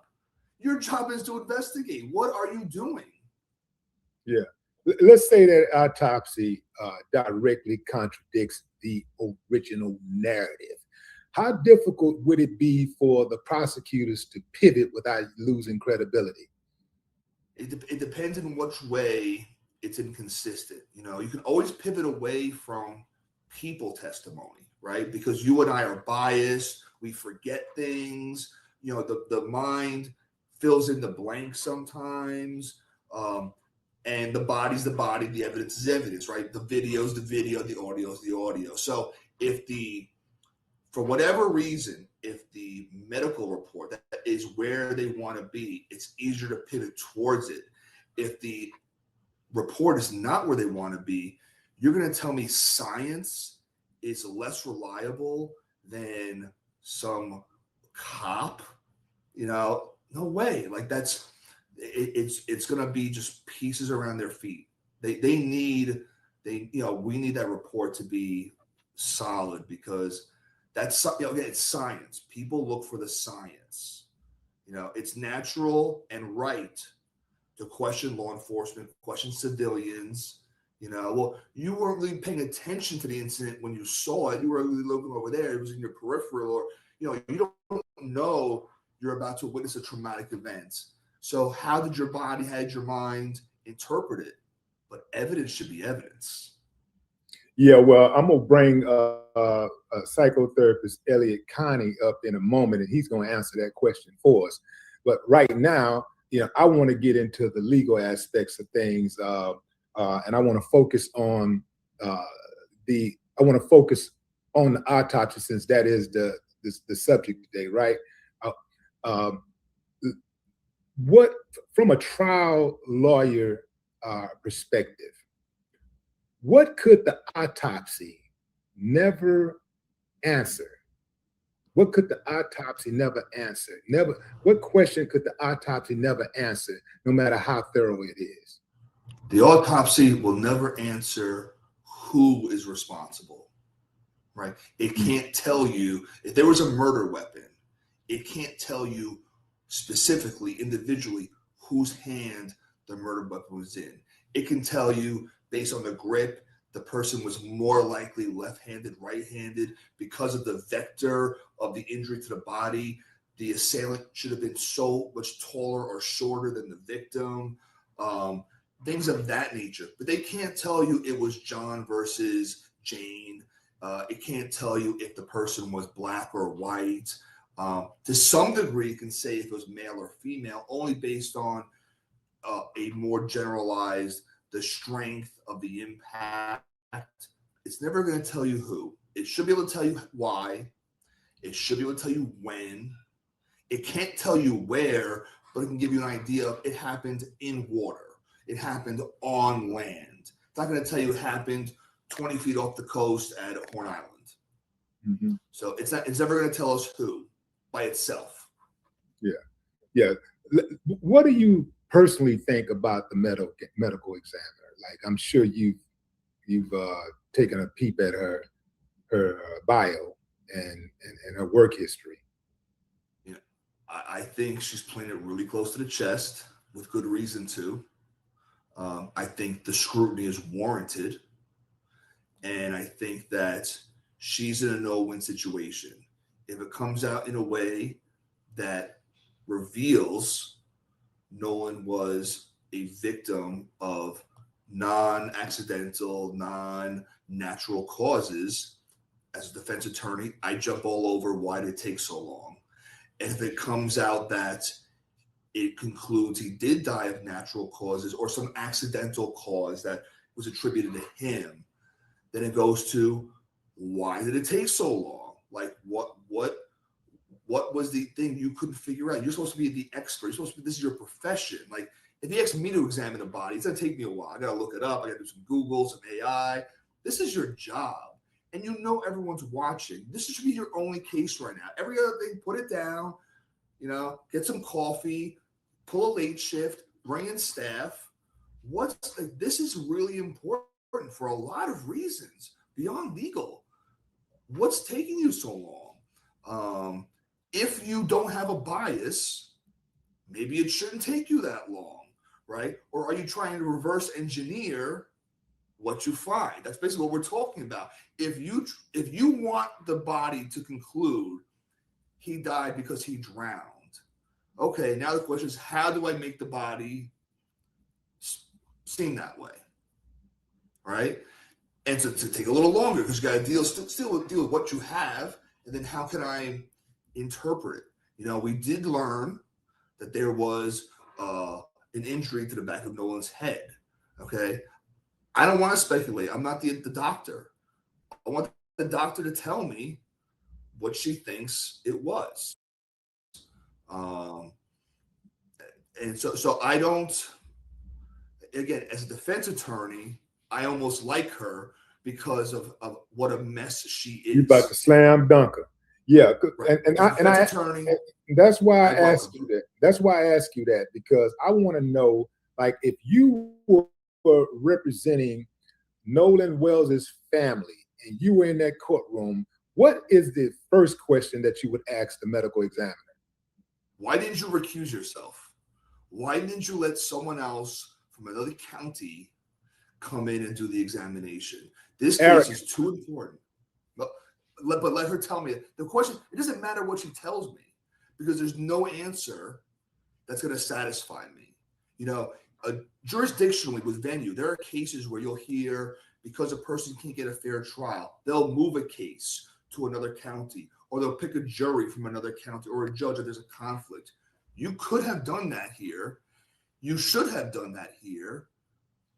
And there was no reason for you not to do that here. You've dropped the ball too many times. This case is too important for all of us. It was your ego. It's vanity, right? And you're costing a young man and his family closure. That's where I would be with that. You never should have been involved. You should have said, out of respect to Nolan and his family and the legal process, in this one case, I'm electing, because I want to be part of the healing, I'm going to hand it off. That's what she should have done. That's my thing. And it is my opinion that she did not hand it off because, A, she hasn't had to hand off the other cases. It's almost like if you go out and you sell drugs and get away with it the first time. What's going to stop you from doing it the second time? If you had little to no resistance the first time, if you were successful, if you go out and you rob a bank and you get away with it, you cheat on your girl, you get away with it, she take you back? What's going to stop you from doing it again? There is no deterrent, right? So I suspect that she, along with everybody else, from the people who are in front of her to the people who are behind her, on top of her, underneath her, that they have a sense of entitlement and arrogance in Mississippi that says, we're going to do what we want to do, and we don't give a damn about the truth. We don't care nothing about justice. We say we justice, and we got these titles and all of that, but we operate under a different code. That's how I see it, and ain't nobody out there can tell me different. Let's say this. Let's say that the autopsy comes back inconclusive. can the prosecutor still present it to a grand jury and say, I look, I want charges? So in a literal sense, yes, they could. Should they? Absolutely not. Because again, it's a lose-lose. If you're going to go to a grand jury and ask people to indict somebody on, I don't know how the victim died, again, it's damned if they do. They put themselves in a no-win situation. They did this themselves, and they deserve it. As an attorney, as a prosecutor, they should not be presenting it, because they're all but ensuring at that point that there will be no indictment. And imagine the uproar at that point. Better to not push it. If it's a homicide, we talk, homicide has no statute of limitations. There's no rush. 25 years from now, if science gets better and we find the killer, we can prosecute him. Once you present it, you're done. So why rush a loss when everyone is needing a win? If you're the prosecutor, you want to say you're for the victim, you're for the family, you're for the people. You can't rush it into a law. You're handing the defense the win. You don't have it. You wait for not needing the autopsy to say, well, I don't need the autopsy because I have an eyewitness, and the eyewitness, that could come over time. So if it's not to your favor, you don't rush it unless you're trying to sink the ship. And I really hope they, or I do hope they're trying to do your point of view, right? But I hope they don't do that, because it just reinforces your rightful concerns, everything I've brought up. Because how do you ask 12 people or 16 people to indict someone when you can't answer the questions yourself? You're supposed to tell them, this is how I think happened. To say, I don't know, you figure it out. I don't want to be responsible. I don't want to be responsible for guessing. I'm just a juror. I got the letter in the mail. You told me to show up. It's my duty. I'm not a scientist. Bad play. If it doesn't, not in their favor, you circle back. You do some more investigations. You figure something out. You got to give the jury a reason, a legitimate reason, because that will blow up in your face. Yeah. Well, I appreciate you for coming on the show, man. And always, as always, imparting your wisdom, your legal wisdom, and enlightening my audience, man. Ladies and gentlemen, Jack Palmieri. Thank you so much. You know where to find, my friend. Absolutely. Absolutely. Fam, the official autopsy in the death of Nolan Wells has been completed, but the findings have been not been released publicly and will instead be presented to a grand jury. Psychotherapist Elliot Connie joins us to discuss the emotional, psychological, and human side of this findings. Here we go. That my man. What's up? What's up, Elliot? Man? How you doing, I'm doing man? well. How are you? Man, I can't call it. I might stall it. So what do you think, Elliot? What do you think? Did you watch the parents and Ben Crump on Don Lemon show? I did. Okay. Oh, I didn't watch him on the Don Lemon show. I watched the press conference. Okay, watch press. Okay, so what do you think? What do you think Nolan Wells' family is experiencing emotionally at this stage? Torture. I mean, they don't have answers, and they have no reason to trust that the authorities in their area are going to give them the answers that allow them to have a satisfactory experience through grief and closure. So this is literally torture. I can't imagine that they have any faith in the system that it's going to tell them the truth. And as the attorney was just mentioning before, they have put themselves in a no-win situation, because at this point, anything they say is going to be not believed by the family, because they are not owning the history of that area, the history of that office, and the history of the medical examiner specifically. So to be in this situation where you are reliant upon someone to like do their job, and you have reason to suspect that they're not doing their job, and there are people benefiting from their not doing their job, I can't imagine another word more appropriate than torture. Mm-hmm. So how does that waiting affect the parents? You know, it's different. It's different for everybody, but it cannot be. I mean, I'm talking like not sleeping, not eating. I'm talking like serious emotional distress that will have an impact. I mean, a lot of people don't know this, but 95% of all couples that lose a child end in divorce within a short amount of time, 12 to 24 months. And that's why is that? Why is that? Well, that's associated with, number one, we grieve differently. So if we lose a child and you grieve ABC way and I grieve XYZ way, I might see what you're doing is disrespectful and it makes me distant from you.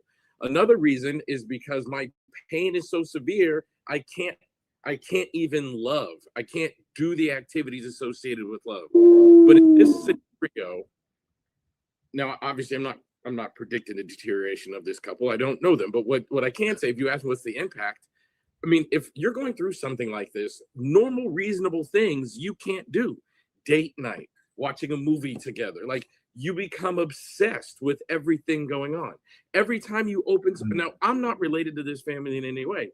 Every time I open social media, I see something about Nolan Wells. Now imagine if that's your loved one, and every time you open your phone, every time you turn on the television, you're just being reminded of this loss, and you're seeing this beautiful soul in his cap and gown and in his graduation outfit and in swim trunks on the day of the loss. Like, you cannot participate in the normal activities of life while you're doing this, which is exactly why closure is so important.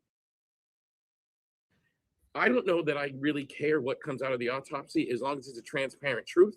And if we can give this family definitive answers, we now know exactly what happened, how it happened, who's responsible for it happening, if anyone, because then the family gets to stop wondering, and then they get to start moving on. When we use words like closure, what we're really saying is that person is no longer wondering, and now they can just deal with the trauma. So right now, I cannot imagine this family is doing anything except what happened, who did it, when did it happen, was he on the island, did he make it back? Like, their brains are going to keep running and running and running and running. And this autopsy is supposed to, this entire system is supposed to alleviate that family of that experience. And instead, they're exacerbating it. What alleviates us, you know, people like me who cover this story, who's invested in it emotionally, it's not just a thing where I'm just talking about this show because talking about it because people are interested in it and I'm trying to get a bunch of clicks or whatever. That comes with the territory when you're reporting on something like this. But right. You know, I used to have a radio show back in the 1990s, and I only did the show once a week. It was the most popular show in Houston. I only did it once a week, but the emotional toll that it had on me personally, I would cover these stories. I'd cover these stories like a lot of social stories, children being abused, children of incarcerated parents, murder cases. I'm talking to every week, I'm talking to the F.B.A. I'm talking to social workers. You know, I'm talking to all kinds of people that are experiencing trauma, and people in the justice system and all this stuff. And it weighed on me so heavily that you know, it would take me 4 or 5 days to recover from one show. It would literally take me 4 or 5 days to recover from one show. And even as I talked about this Nolan Wells case, sometimes it gives me chills because, you know, I see myself in them. I have empathy for the family. I have empathy for that father because I'm a father of a black son. You did? Yes. And so when I think about the case, you know, I'm like, man, like, what about us? What about the community? You know, You know, what about the people who turn on the TV, who get on the internet, and we, you know, we come across these stories on a daily basis. You know, what type of emotional impact does a sealed autopsy have on the community that is following this case so closely? The answer is a significant impact. In the field of psychotherapy, there's something known as vicarious trauma or trauma by observation, which means I'm experiencing the trauma just from witnessing or being a part of the situation. And all therapists go through that. Like if you sit with a client and they tell you all about the traumatic events that happened in your life, you kind of experience the trauma. We call it vicarious trauma. Well, the Black community is being traumatized because we're being reminded how the legal and justice system are not built for us. And in fact, sometimes they're built to exploit us for the protection of people that don't look like us.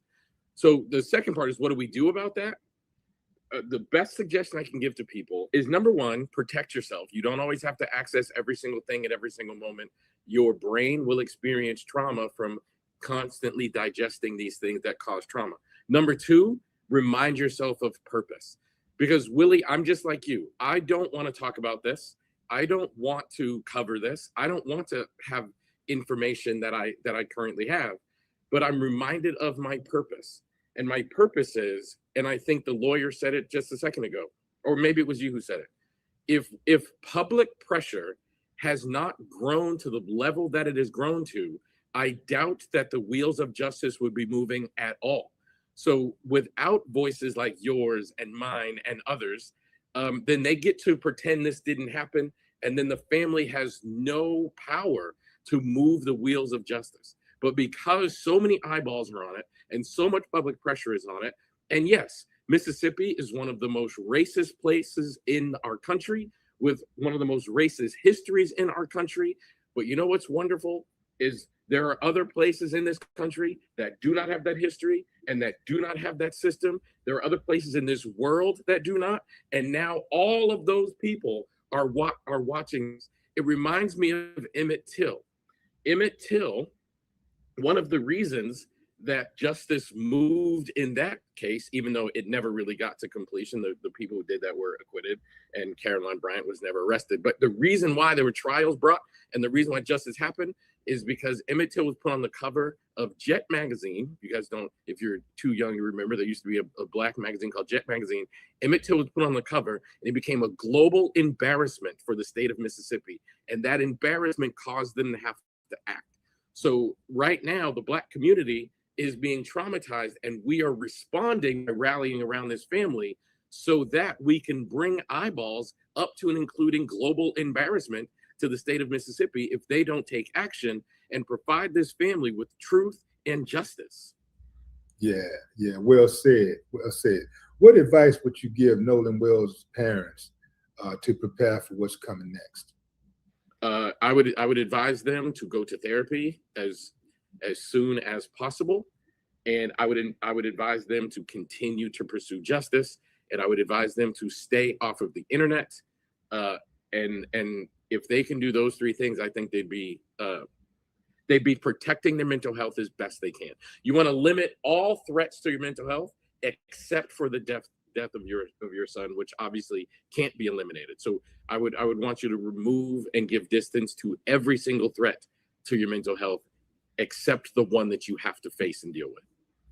Yeah, man, this is a question that I want to know. I was thinking about this question last night about the prolonged uncertainty, how that impacts loved ones, those who are left behind. How does that impact those who are left behind? The uncertainty, not having the answers. The uncertainty actually isn't the problem. The uncertainty plus lack of trust is the problem. If I trusted the system in which I live in, and someone came to me and they said, look, this is a really important case and there's lots of details going on, we're going to take our time and be thorough. If I believed them, then the uncertainty, the wait time wouldn't be such a problem. The problem is we're combining wait time with the absence of trust and faith. I mean, I don't know how anyone, these two people, the mother and father, must be so incredibly strong, because I don't know how they can understand that the mother of one of the people that was with my son on the last day of his life is in the judicial system as a judge, and that person has the power and influence to delay, deter, or even eliminate my experience of justice. So that is a much bigger threat to their mental health than just the time elapsing itself. Yeah. Legal health, getting those legal questions, the legal answers versus the emotional closure. Right. You know, what does this case teach us about that? About what specifically? About specifically the legal answers versus emotional closure. You know, finding emotional closure. I think this case should teach us all that they're linked. You can't say to somebody like, you deserve justice, and then withhold the truth from them, because that action is removing justice. Part of justice is transparency. Part of justice is truth. So I can't say, I saw the DA released a video saying, you know, we are interested in justice and we're treating this case like we do all others, et cetera, et cetera. But if I'm telling you I'm interested in your justice while withholding truth and transparency, you are demonstrating you're in fact not interested in me achieving justice. And the two things are absolutely linked. Absolutely, man. Ooh, man, this, I'm gonna tell you something, family. Like, I cover this case extensively because of the interest that you guys have in it. And I'm not an elected official, but I am a public servant. But I appreciate the service that you you know, brought us today, you know, like giving us that type of information, because we can, you know, from a layman's standpoint, we can talk about, you know, what we think and, you know, psychology and all that stuff, but it's a different thing when you talking to somebody who study it, you know, like, and you cold-blooded with me. Where you went to school? Where you go to school? Like, because they taught you well.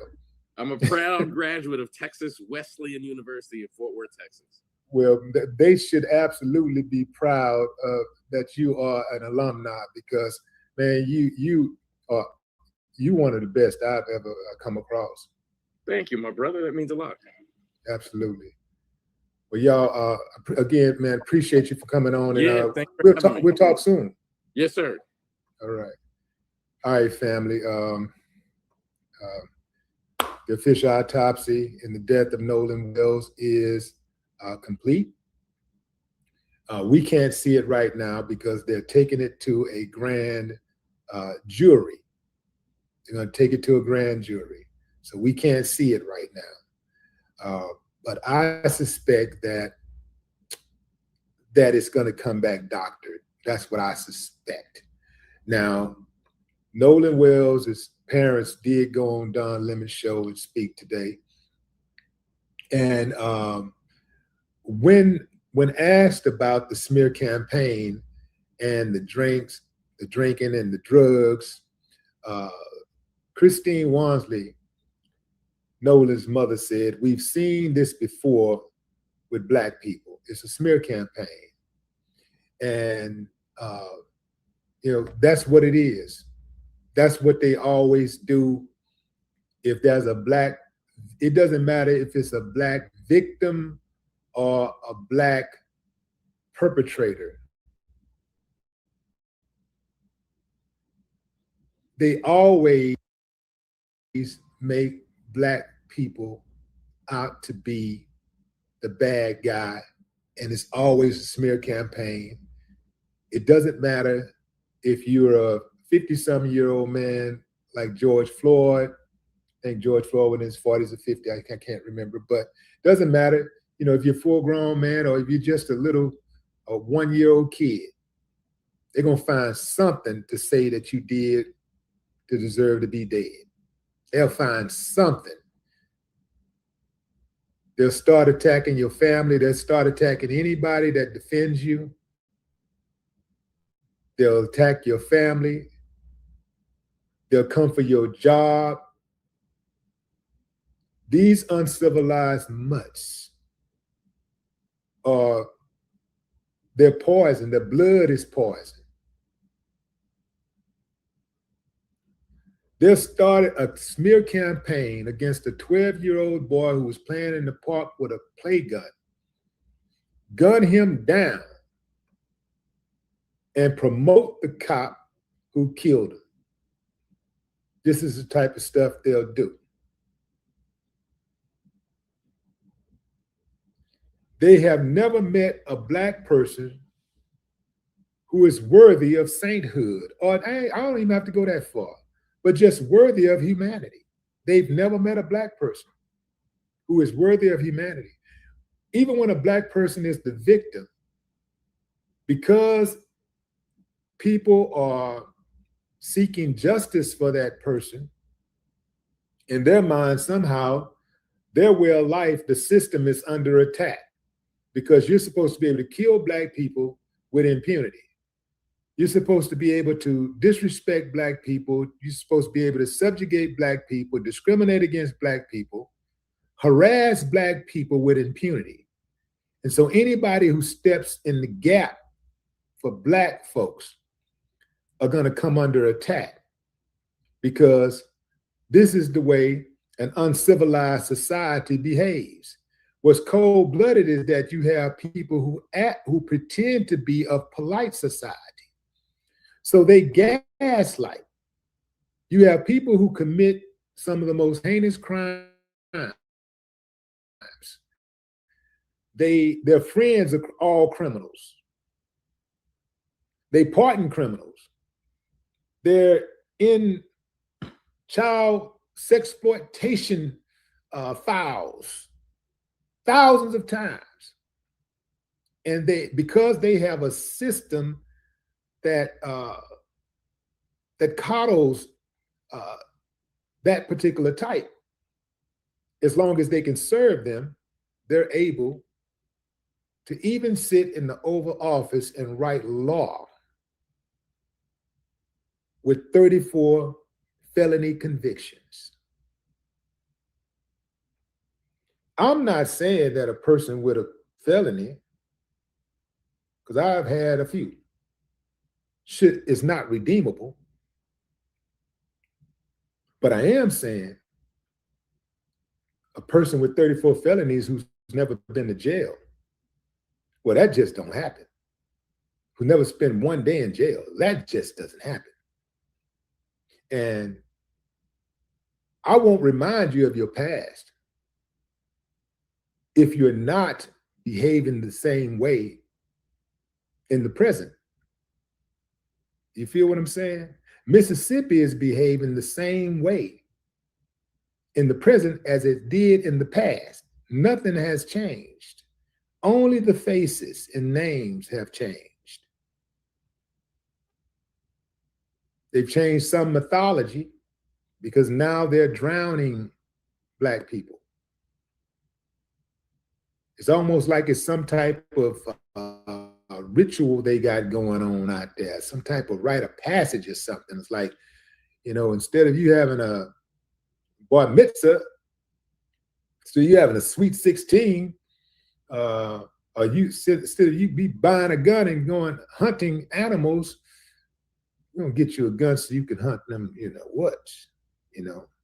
or you go out and befriend one, and then when you get tired of playing with them, then you eat what you kill. The people who are attacking Nolan Wells' grieving parents, these uncivilized mutts are actually protected. This is why they behave the way that they behave. I bet you the FBI ain't investigating them. People started harassing Nolan Wells' parents before they started harassing the judge. They were just calling her out,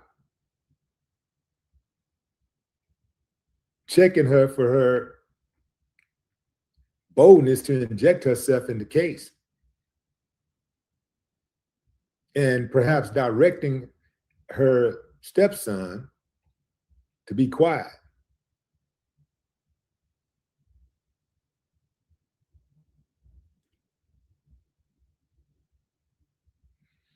They try to say that Nolan Wells was drunk. He's high. Well, Christine said, look, I spoke with one of the coaches and he said he talked to Nolan that day for a while.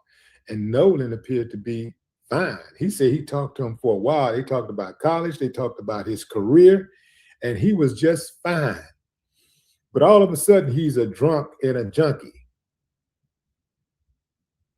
The dad said, we just want a fair and thorough investigation because it don't add up. He said the times don't add up. The stories don't add up.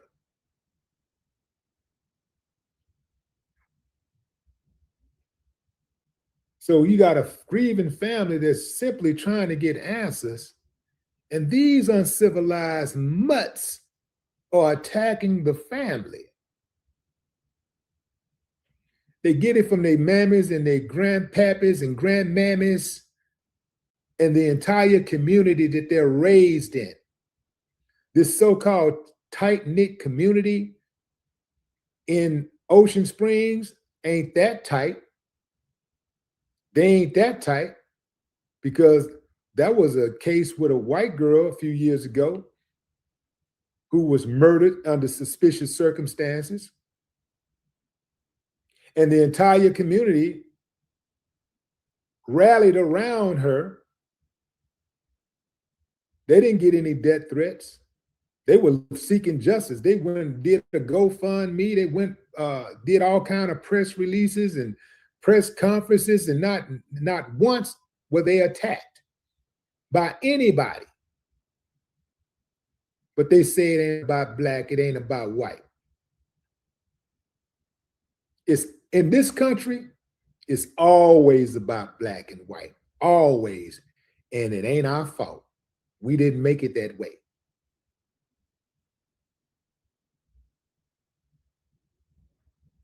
They championed the white girl who committed suicide. That's what happened to her. She committed suicide because she was being bullied. The bullies were never brought to justice. Never brought to justice. The family, especially the mother, she adamantly went after justice and she got none, but she never was attacked. But they're attacking Nolan Wells' parents. This is akin to what they used to do in the 60s when something would happen to a black person, they get killed or something, and then you have the Freedom Riders come through and pump the fist, wave the head, and hold up the signs and do press conferences and say, no, we want justice. The uncivilized mutts would seek dogs on them. They would sick dogs on them, and then sometimes they would kill them. These are the people seeking justice getting killed. The people who are seeking justice are getting brutalized and beaten by people who work in justice, injustice,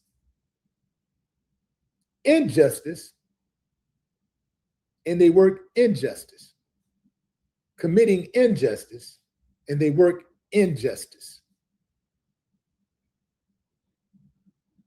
So we're supposed to trust that. We're supposed to trust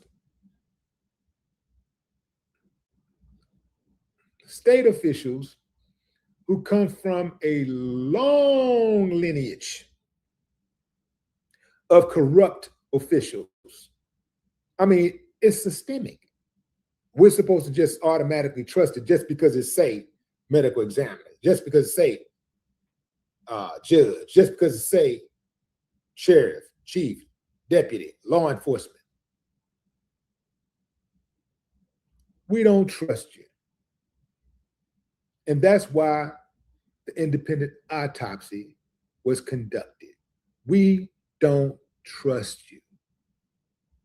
And I suspect that that autopsy is going to come back either inconclusive, undetermined.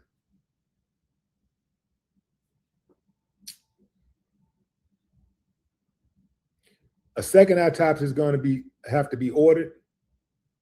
I would be surprised if the medical examiner was able to retrieve the lungs and the throat.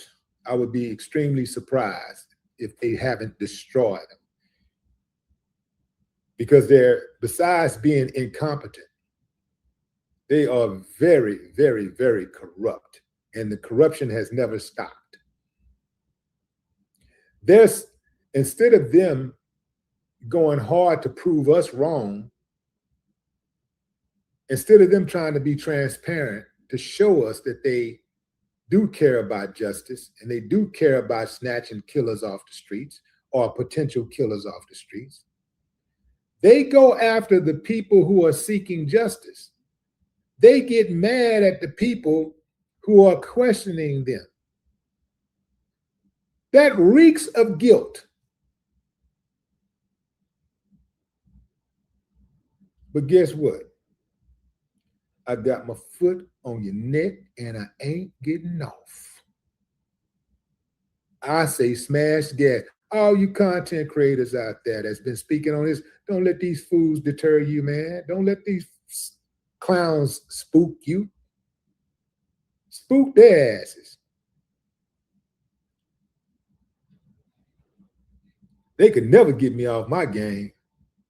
They could never trick me out of my position. That's what they do. They're experts at it. People who are righteous, they don't have time for that type of stuff, but the uncivilized must do.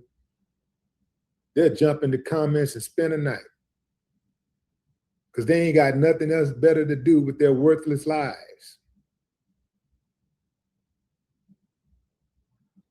And I blame it on their mammy. I blame it on their pappy, their grandpappy, their grandmammies, all of them.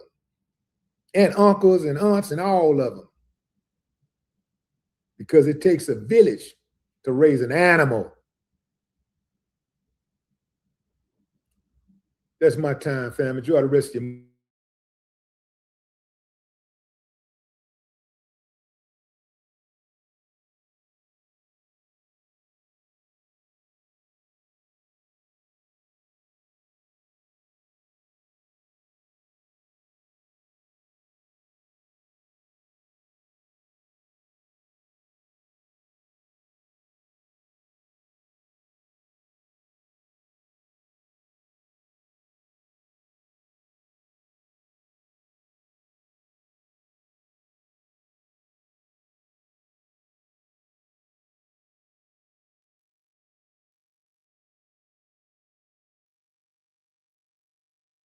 seconds on the Nolan Wells case because I just saw where Nancy Grace came out with the transcribed CETO call. And here's my thing. I'm from the South, so I feel like I can speak on this because I grew up around nothing but racist, okay? And so as someone with the skin, I feel like I could speak out on this. Here's my questions. Why... First of all, so many of y'all want to say that it wasn't murder. Like so many of y'all were so quick to say it wasn't murder, that things happened. If that was the case, then why do none of the friends know what happened? Furthermore, Nancy Grace just released a CETO call. Anybody in their right mind, if you hear what was on that call in the background where they're asking, is someone dead? First things first, you're not going to call CETO. You're going to call 911, typically, if you're worried about someone. Secondly, why did you turn down Coast Guard when they asked if you needed the Coast Guard? If you are sinking and if there is that shit going on in the background, like what they're asking about, is someone dead, you should say yes to any bit of help that you can get, right? I also think it's odd that all of them got rid of their social media. None of them have really had much of an explanation.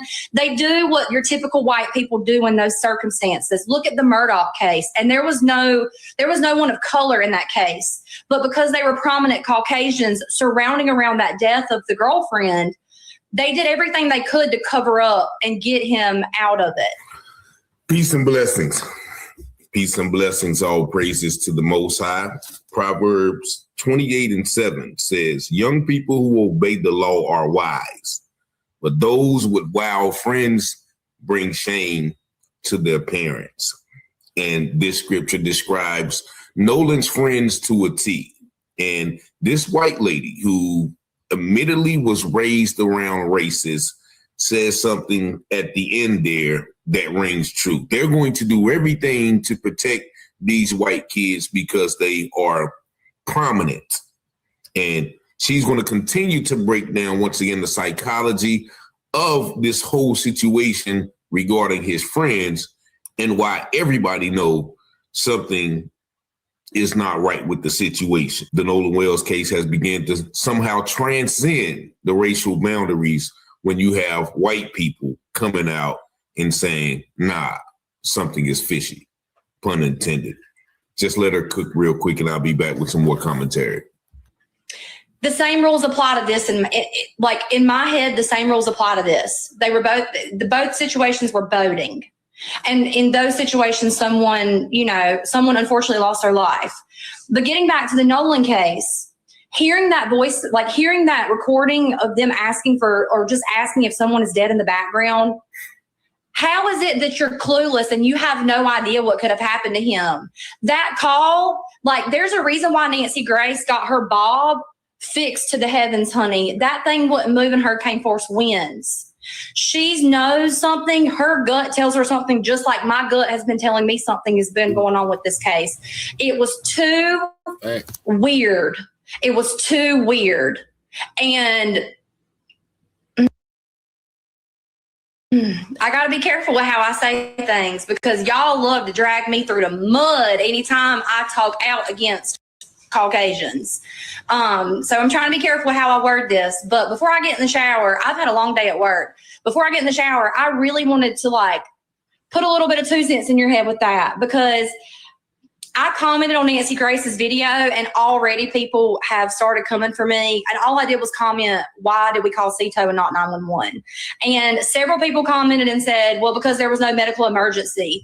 You fucking racist idiot. What do you mean there's no medical emergency? Open your fucking ears. And do you not hear them in the background asking if someone is dead? Are you that small-minded that you will forego any bit of the facts because you need your story to be the truth where no one was murdered? If that was your youngin', if the roles were reversed, y'all, my God, as a white person, I can come out and say that. I know good and well if the roles were reversed, y'all would be dragging this through the mud. But because it was a group of Caucasians and it was an African-American person that passed away, all of you small-minded, closed, racist people, you immediately want to assume that he died of like natural causes or he caused his own death or it wasn't a murder. I will always stand on the right side of history. I promise you. I don't care how many people cancel me, how many people come for me. My boys will know that their mother always stood on the right side of history. I have said that there was something fishy about this case from the moment it came out in the news. And as soon as I posted something about it, y'all came for me. And I'm just here to say that I stand with Nancy. There's a reason why Nancy is as into this as she was the Casey Anthony shit. Okay? She knows because her spidey senses are tingling just like my spidey senses are tingling. If a youngin' ever went with me on a boat, it don't matter if they were black, white, brown, purple, green, blue, square, triangle, rectangle, obtuse, caboose, papatoose, you name it. That baby's coming home with me and my family. I don't care if anybody got in a fight or an altercation. If you go on the boat with me and my husband, I'm bringing you back. Scout's honor. Promise. Promise. There's something, you never leave anybody, anywhere, especially on water. Y'all can get the fuck out of here with your excuses. That's the thing about you racist people. Y'all will make an excuse out of anything to justify any type of actions. Every single time. There's always an excuse. Just as soon as something happens in the media when an African American or a brown skinned person is involved, you're quick to say, stupid is as stupid does, right? All those things. But you didn't say that about the young girl that died with the Murdochs on the boat. Everybody was boohooing in tears about her dying. It was so tragic, right? But we don't have that same sympathy for this poor youngin' who had his whole life ahead of him. It doesn't matter what the familial situations were, because I saw that being thrown around. That doesn't matter. He went out with a group of friends. He should have came back with a group of friends, alive. And if he ever went missing, their first thing should have been, we need to find him. We need to know what's going on. How is it that we all of a sudden, everybody's got amnesia and nobody knows what happened to him and nobody can find him? Make that make sense. Those are the type of people that I don't want my children around.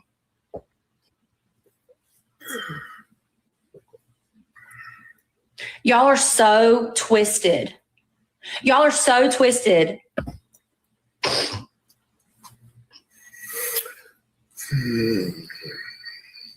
I cannot wait for the truth to come out about this poor baby. Just to prove to a lot of you small-minded, closed-minded, racist people,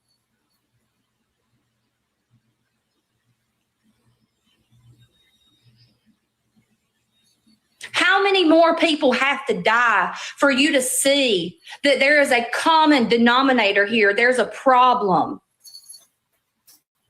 I wouldn't let my own children who are Caucasian go on a boat with a group full of other Caucasian children.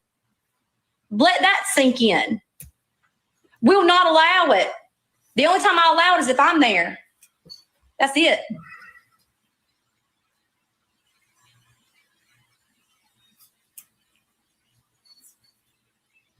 I pray that some of y'all find a little bit of brains in between your ears. And I pray that some of y'all find a little bit of empathy too, because all of you closed-minded, small-minded racists are also you claim to be Christians. Y'all are the most evil people I have ever seen in my entire life. Evil. Evil people.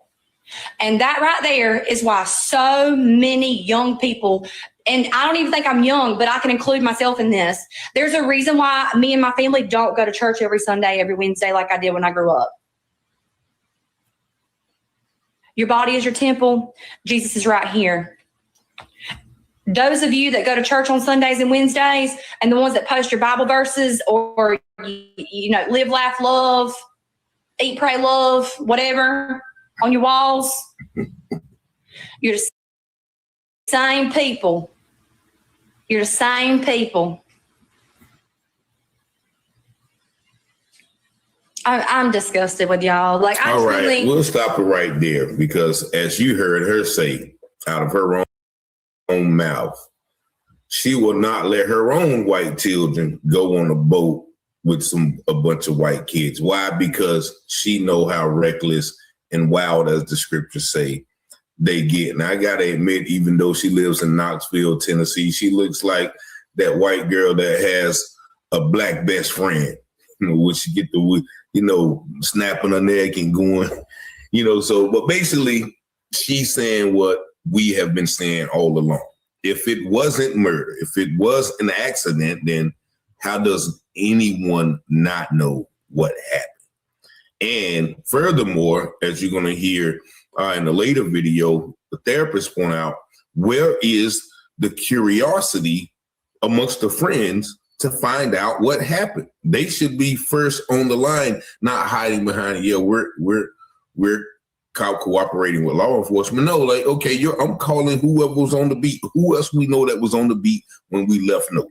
Call in. What y'all was doing? Who was he with? Calling Katie. Like, there is no way that I wouldn't be investigating just as hard or even harder as his family or his mother. But again, whiteness protects whiteness, and they're going to protect their children no matter what to protect their pristine names. They know those boys out there wild. They've already admitted to underage drinking, and allegedly there was some D-rug use. So those are charges right there that haven't been even addressed. Nevertheless, as the white lady said, look, if the roles were reversed, every black boy would be locked up until they would charge them and then try to prove them innocent. Because, when we're black, we're guilty until proven innocent rather than innocent until proven guilty. These guys have all the signs and symbols and semblances of guilt, but yet they are presumed innocent and even not even suspected of having any wrongdoing. And once again, they always give excuses. He was drunk, or, no, the boys didn't know anything. Hey, just, things happen out there. With all of these suspicious contradictions, mysterious people, no witnesses in a group of 1,000 to see what happened to this young man, we're just supposed to sit back and believe it. But once again, as I mentioned, this is kind of transcending some of the racial boundaries, because we do have white people such as Nancy Grace really asking those questions, but sometimes they're not asking the hard questions as far as that CETO call. Yeah, why didn't they accept help from the Coast Guard, for one? But also, why did the grandfather already know that they didn't need a tow? And so this whole thing, once again, is going to be scrutinized and investigated till it ends. And we're going to keep scrutinizing it until we find the truth. But y'all let me know what y'all think about what she said in the comments. Y'all see the number 919-587-7782. If you have not subscribed to the channel, please do so. It costs you nothing, but it allows this video to be more prevalent in the internet space. But I thank y'all for watching. And as always, I pray you have peace and blessings. And as the scripture says, all things that are hidden shall be revealed, and those things that are seen. Follow me.